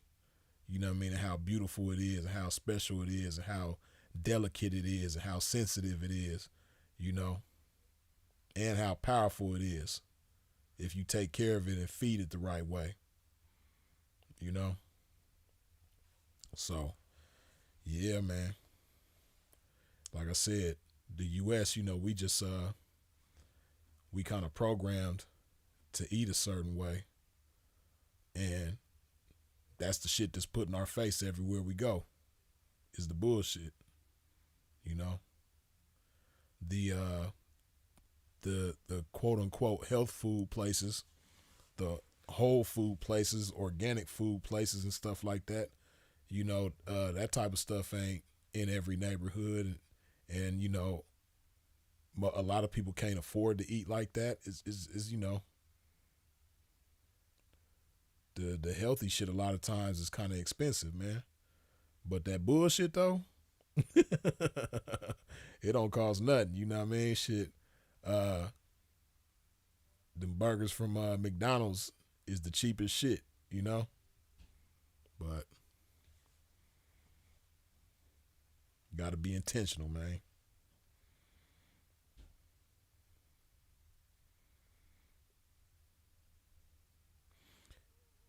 Everywhere outside US, they eat real food. Even if it is unhealthy, it's still real food. Yeah, that's real. You know what I mean? And then, you know, so the US is so cold because not only do we not have like a lot of healthy, we have a lot of bullshit food, but the portions is ridiculous too. Like, we put more sugar in everything than the rest of the world. We put more butter in everything than the rest of the world. We put more salt in everything than the rest of the world. And we eat more than the rest of the world. Like, if you talk to people from other countries, they'll tell you, like at a fast food restaurant, like a McDonald's or something, a small drink over here is like a large drink over there. You know, like some of them other countries overseas, what would be a large drink over there is a small over here. You know, so like them super big ass double extra large fountain drink cups, you know what I mean? Just think about that. You go to McDonald's and you get a large drink. The drink is like 2 feet tall and you could fit damn near a gallon of soda in there. And the soda got all this high fructose corn syrup and sugar and just terrible shit that you shouldn't put in your body. And we drinking that shit all the time. You know? A lot of us is raised on that shit. And then it's the marketing is so cold because, you know, kids love it. And kids love that, you know, they put toys in the Happy Meals and shit like that so that your kids will beg you for McDonald's. You know what I mean? And fortunately, I understand the difference because my kids already know. I mean, they teenagers now, but when they was little, they already know. When they get with dad, ain't no McDonald's. Dad is not messing with no McDonald's, you know what I mean? So, but I was raised on it though. But then too, you know, we wasn't as aware as we are now back in the day.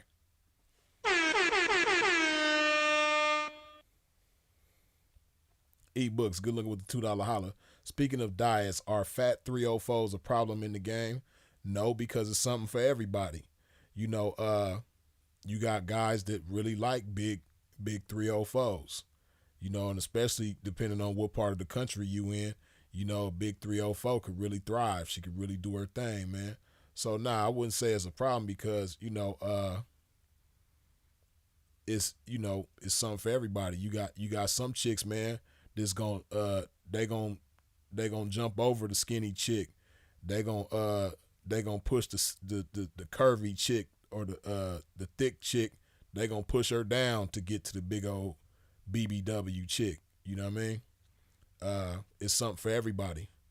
So far as the game go, nah, you know, and then you got certain cats in the game that they like big girls. You know, you got certain pimps that'll tell you they don't want no petite woman. They don't want no slim, thick woman. They want a big girl. You know what I mean? You got certain cats in the game that got whole stables of the big ones. You know, so and they thrive and they doing their thing. You dig? So you got some big girls that pay like they weigh. I done seen some big girls that'll run circles around the smallest in the game, man. So yeah, they nah, definitely not a problem at all. Word of Sign 10, good looking with the $5 holla. For me, food numbs the pain of any problems going on in my life, whether it may be my current situation in life or missed loved ones, etc. Yeah, that's why I say I'm already knowing, you know what I mean? Because for a lot of people, you know, food is that way. It's easy, it makes you feel good, you know, so, but like I said, you know, a lot of times we just used to that. But sometimes you got to break that monotony up, man, and you know, figure out a healthier way to deal with that pain. You know, like me, I go to the gym. Like if I got a lot on my mind or I'm feeling a certain type of way about a situation or whatever, I go to the gym and get it in, right? And see, even if you go to the gym, you don't have to do the things that I do in the gym. You might just go to the gym just to get out of that environment, you know, and be in a more positive environment, you know, because it's something about the gym, like just being there. Everybody there is goal oriented. Everybody there is working. Everybody there is in a good mood. You know what I mean? You see people bobbing their head, singing along to their music while they working out. You know what I mean? You see people moving, You know, they on their feet, they upbeat, moving around. You know what I mean? You see people doing all kind of different things. People over here lifting weights. People over here doing calisthenics. People over here doing aerobics. You know what I mean? People over there on the exercise bikes. People over there on the treadmills. You know what I mean? Like, it's just activity and movement going on all around. And, you know, the energy is right. You know, they got good, upbeat, positive music going on. They got all these lights on, you know, so it's bright. You know, it ain't dark and depressing in there. You know, and even if you just walking on the treadmill, you know what I mean? You ain't got to do no super highly intense hell of a workout. Even if you just go there, just get used to going to the gym. You know what I mean? Because that's how a lot of people defeat themselves when they try to get into a health routine. You know, they try to put too much on themselves too soon, right? But see, one thing I learned is that the key is just to make it there. You know, once you make it there, then everything else will start falling in place. So you got to get yourself accustomed to making it there. You know, even if you don't do no hell of a strenuous shit, even if you just walk on the treadmill or, you know, pedal real slow on the exercise bike, you know, while you reading a book or watching the TV screen or watching the game or whatever, you know, just making it there. Or, you know, shit, if you like to read, or even if you don't like to read, just going and hanging out at Barnes and Noble. That's another place that's, you know, bright, and, you know, the people there are there to feed their minds, and, you know, they on some positive shit, and it's just good energy in the bookstore too. You know, people reading books, and you overhearing people's conversations, and they ain't gossiping about shit. They not talking about no negativity. Conversations you overhearing in the bookstore, they talking about ideas, they talk about education, you know, they talking about plans, you know, they talking about evolution and growing and things like that, you know, so that's another good place to go. And then, you know, shit, if you don't feel like doing any of that, you know, Starbucks is a good place to go. You know, I don't drink coffee, but I'll be at Starbucks all the time. You know, I don't mess with the coffee, but I might go there and get a bottle of water and sit down and do some work on my laptop. And then, you know, or I might get a refresher, you know, the little, the dragon fruit, it's a dragon fruit refresher. I think they got one with lemonade. They got one without lemonade. You know, stuff like that. You know, see, people think about Starbucks and they automatically think coffee, but you don't have to get no coffee from there. You can get a banana or, you know, a little piece of fruit or something, or some water, and just go sit in Starbucks and chill. You know, listen to the music that they got playing in there, or put your headphones on and listen to some jazz or something, you know, change it up, you know, stop always listening to that ride wave that you like listening to when you down, and, you know what I mean, you in the house with the shades closed and the lights off and you listening to ride wave, you know what I mean, talk about struggling and all this old bullshit. Nah, man, get up out of that. You know, going to the Starbucks or to the Barnes and Noble or the library or something, man, or go to the beach, you know, and walk on the beach or walk in the park or something like that. Listen to some jazz, man. Listen to some Charlie Mingus or something like that. Some Miles Davis or some John Coltrane, you know what I mean? Listen to something smooth. Or, you know, listen to something, you know, this upbeat with some good energy, you know, talking about positive shit. You just gotta do something different, man. You know, but you gotta be mindful to do something different. You know, but it's real easy to resort to Old Faithful, the food, you know, but you gotta get outside of that thinking. You know, you gotta first of all be aware of other alternatives, and then once you're aware of other alternatives, you could figure out a different alternative to resort to, something that's more healthy and constructive. You dig?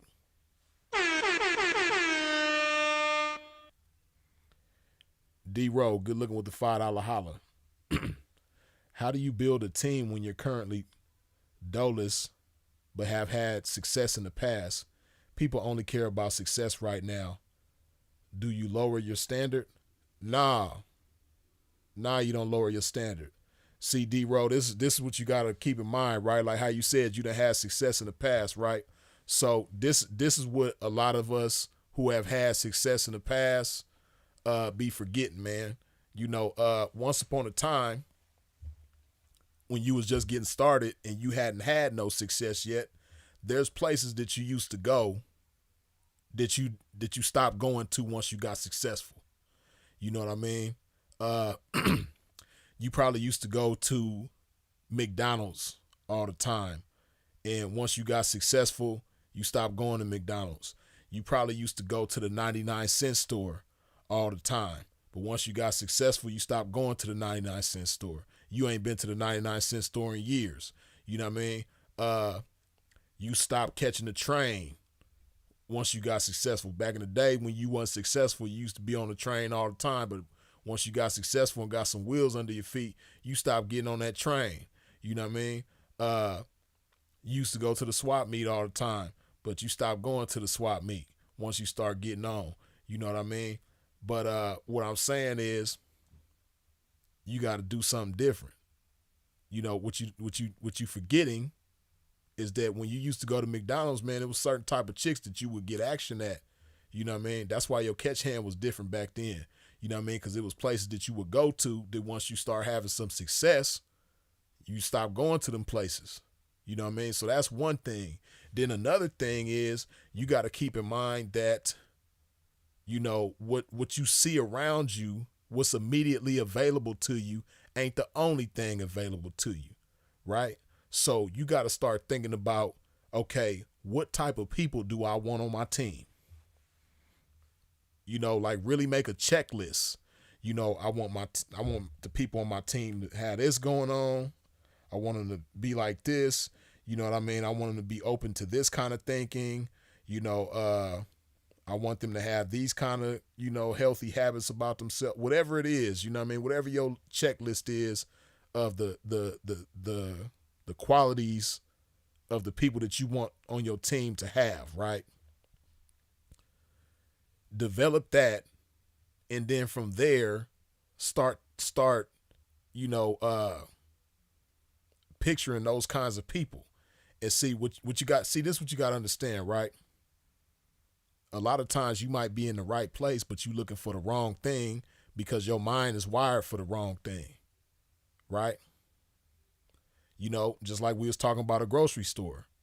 You know, you might have two people in the same grocery store, but their minds is wired for two totally different things. So they're in this same location, but one of them is getting some extremely unhealthy shit. The other one is getting some extremely healthy shit because they there for different reasons because their mind is wired for different shit, right? But once you start thinking, okay, this is good for me, that's good for me, this is what I want, that's what I want, then from there, everywhere you go, your eyes and your mind and your ears is wired for something totally different. You know what I mean? And sometimes for some people, it might come with some discomfort because you're not used to approaching these kind of people. You're not used to getting at these kind of people. But hey, man, you got to roll them dice. You dig? You got to keep them dice hot. Because every roll is a chance to win. You know what I mean? You might crap out sometimes, but sometimes you're going to hit 7-11 and hit them naturals too. You dig? But, you know, when you on social media all the time, when you see all this negativity, when you see all the chicks that you don't want in your face all the time, it can be discouraging to you, and you start thinking like, damn, man, these people ain't shit, man. Everywhere I look, it's these kind of people, man. Damn. But see, like I say all the time, when you stand for less, you fall for more. And when you don't stand for what you want, you fall for what you don't want. And you might be falling for what you don't want because, you know, that's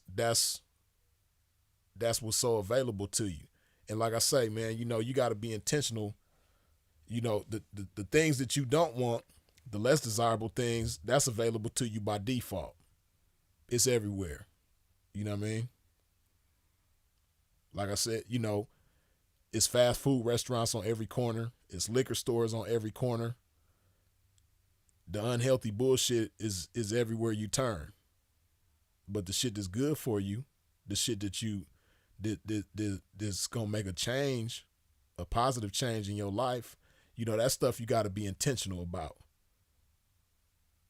Like, yeah, I know this fast food spot is right here, but let me go 5 more minutes down the street to get to the better shit that I want. It's in the same area too. It's just a little bit more off the beaten path. So let me go over here and get that. It's the same thing with them people that you want on your team. They're around. You just got to wire your mind differently to have your antennas up for that type of shit. You know what I mean? And you might need to go somewhere different and try something different in a different environment. But I don't want you to get discouraged by everything that you're accustomed to seeing around you all the time. It's what you want and who you want is definitely out there. You just got to be intentional about it. And you might have to change the company that you keep in too.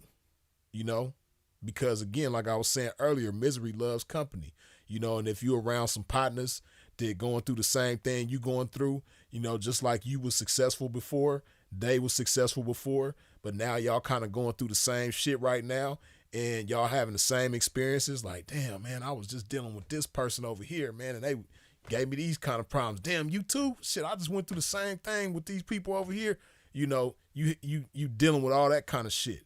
You might have to like disassociate yourself for a minute, man, to get to stop feeding yourself that kind of energy. You know what I mean? You got to feed yourself the right shit. So, yeah, you got to shake it up and break it up. You dig?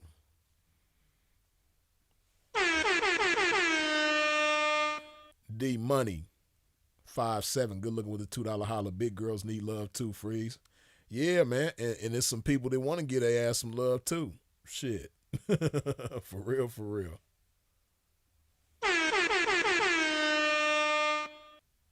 Jack Mack, good looking with the $5 holler. Are you okay with Tricks recording while on dates with your women? No. My peoples ain't finna do that. And it's not like see, it all depends on the understanding that you give your peoples, right? See, anybody that's rocking with me is gonna understand all the reasons why that don't make sense. Because it don't make sense for a 304 to let a trick do that with her. You know what I mean? Because there's so many L's that she gonna take just in that one instance of doing that one time. She taking about 20, 30, 40, 50, 100 different L's just in that one thing. So nah, my peoples ain't gonna be doing that.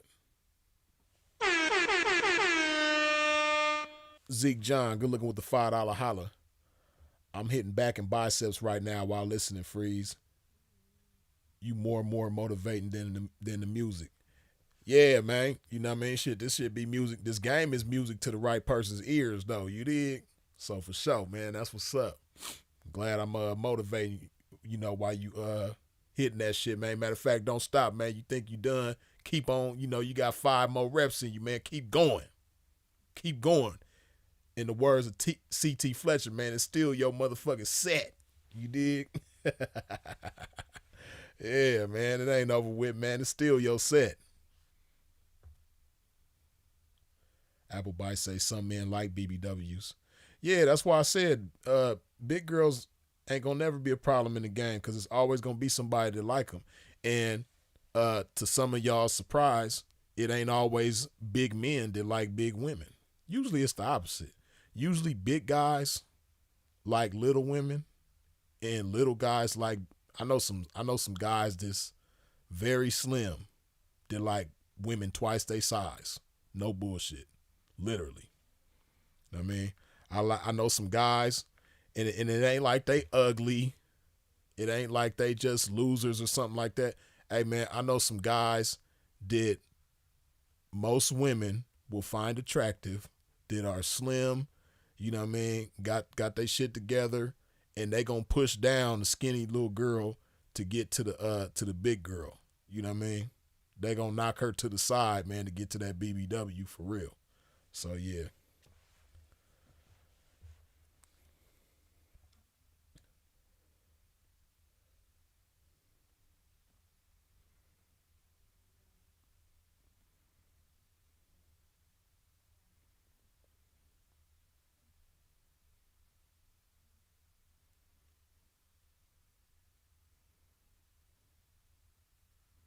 Reading these comments, y'all. Excuse my pimping.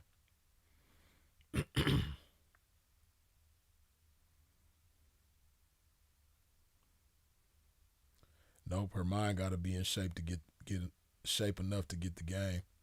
Dollar Dave, you ain't never lied about that. The mind definitely got to be in shape for sure.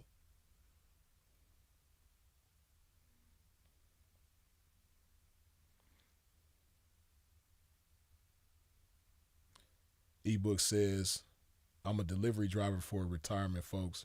During the day I eat a lot of McDonald's hash browns and coffee, and my baby mama makes me want to drink till I get knocked out. Yeah, see, again, like I said, man, that's you resorting to that because that's what you accustomed to, and it's quick, easy, accessible, all that type of shit, man. But it all depends on how you wire yourself, man. That's just like me, right?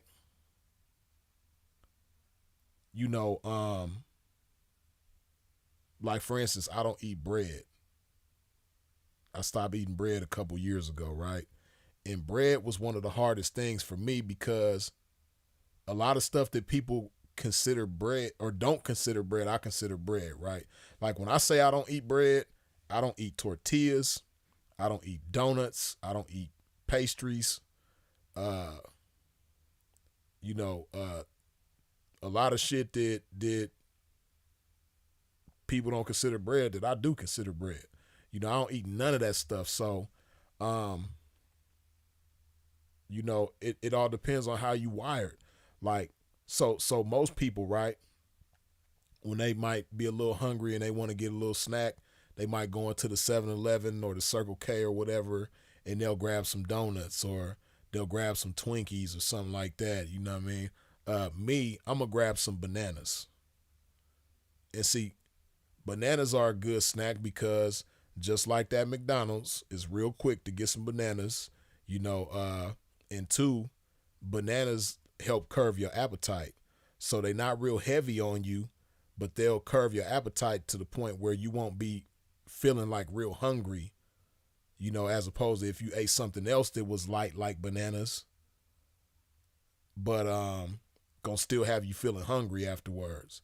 You know what I mean? Bananas will hold you over for a minute, right? Like you could eat 2 bananas and be cool, and you won't have like a real heavy appetite like that. You know what I mean? And it's healthy for you, right? And see, another thing that's good about eating healthy, what I learned, because it will be times where when it comes to certain things that I stop eating, right? I would call myself treating myself to it every so often, right? And what started happening with me is that I would treat myself to those things, and my body wouldn't even appreciate it like I used to when I used to eat it all the time. And I get to a point where I don't even desire the shit no more. And, it'll make my stomach feel funny, or, it'll kill my vibe and make me not want to be as active as I was before. It'll just kill my energy. You know what I mean? So that makes certain foods that much more undesirable for me. You know what I mean? Shit that I used to love and eat all the time. Once you put that shit down and then you might treat yourself to it later on, you get to a point where it's like, man, I can't even understand why I even liked that shit before. Cause now, like, nah, hell no, it's gonna kill my vibe. You know what I mean? It's gonna make me not want to get up and go and move around. It's gonna kill my energy. Like, nah, I'm cool. You know? So yeah, you just gotta, like I said, you gotta wire your mind for different things, man. Sin City 16702. Good looking with a $2 holler. You gotta be in Las Vegas for the Super Bowl, Freeze. I don't know. We gonna see, man, because my team is out there, man. So, you know, and we gonna see. We gonna see. You know what I mean? My team finna win. Them Niners about to take that thing, man. We is not taking no for an answer at all. You dig?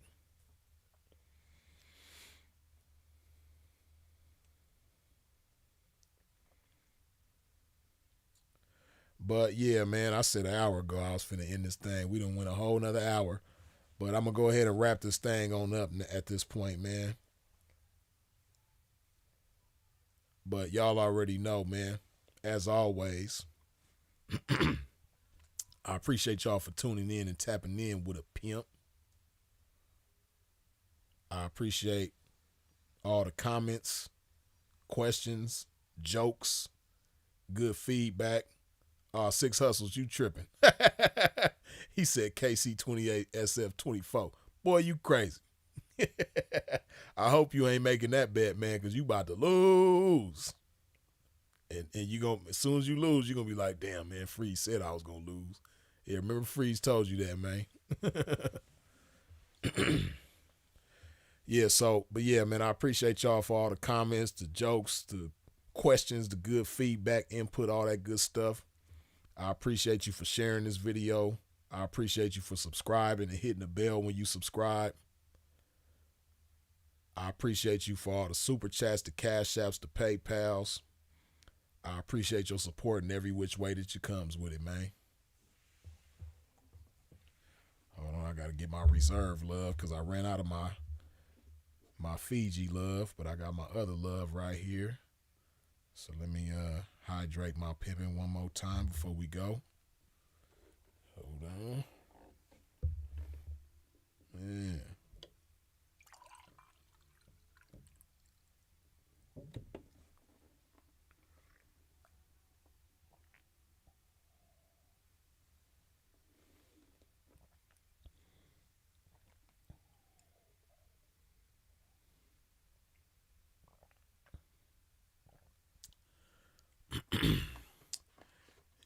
But yeah, man.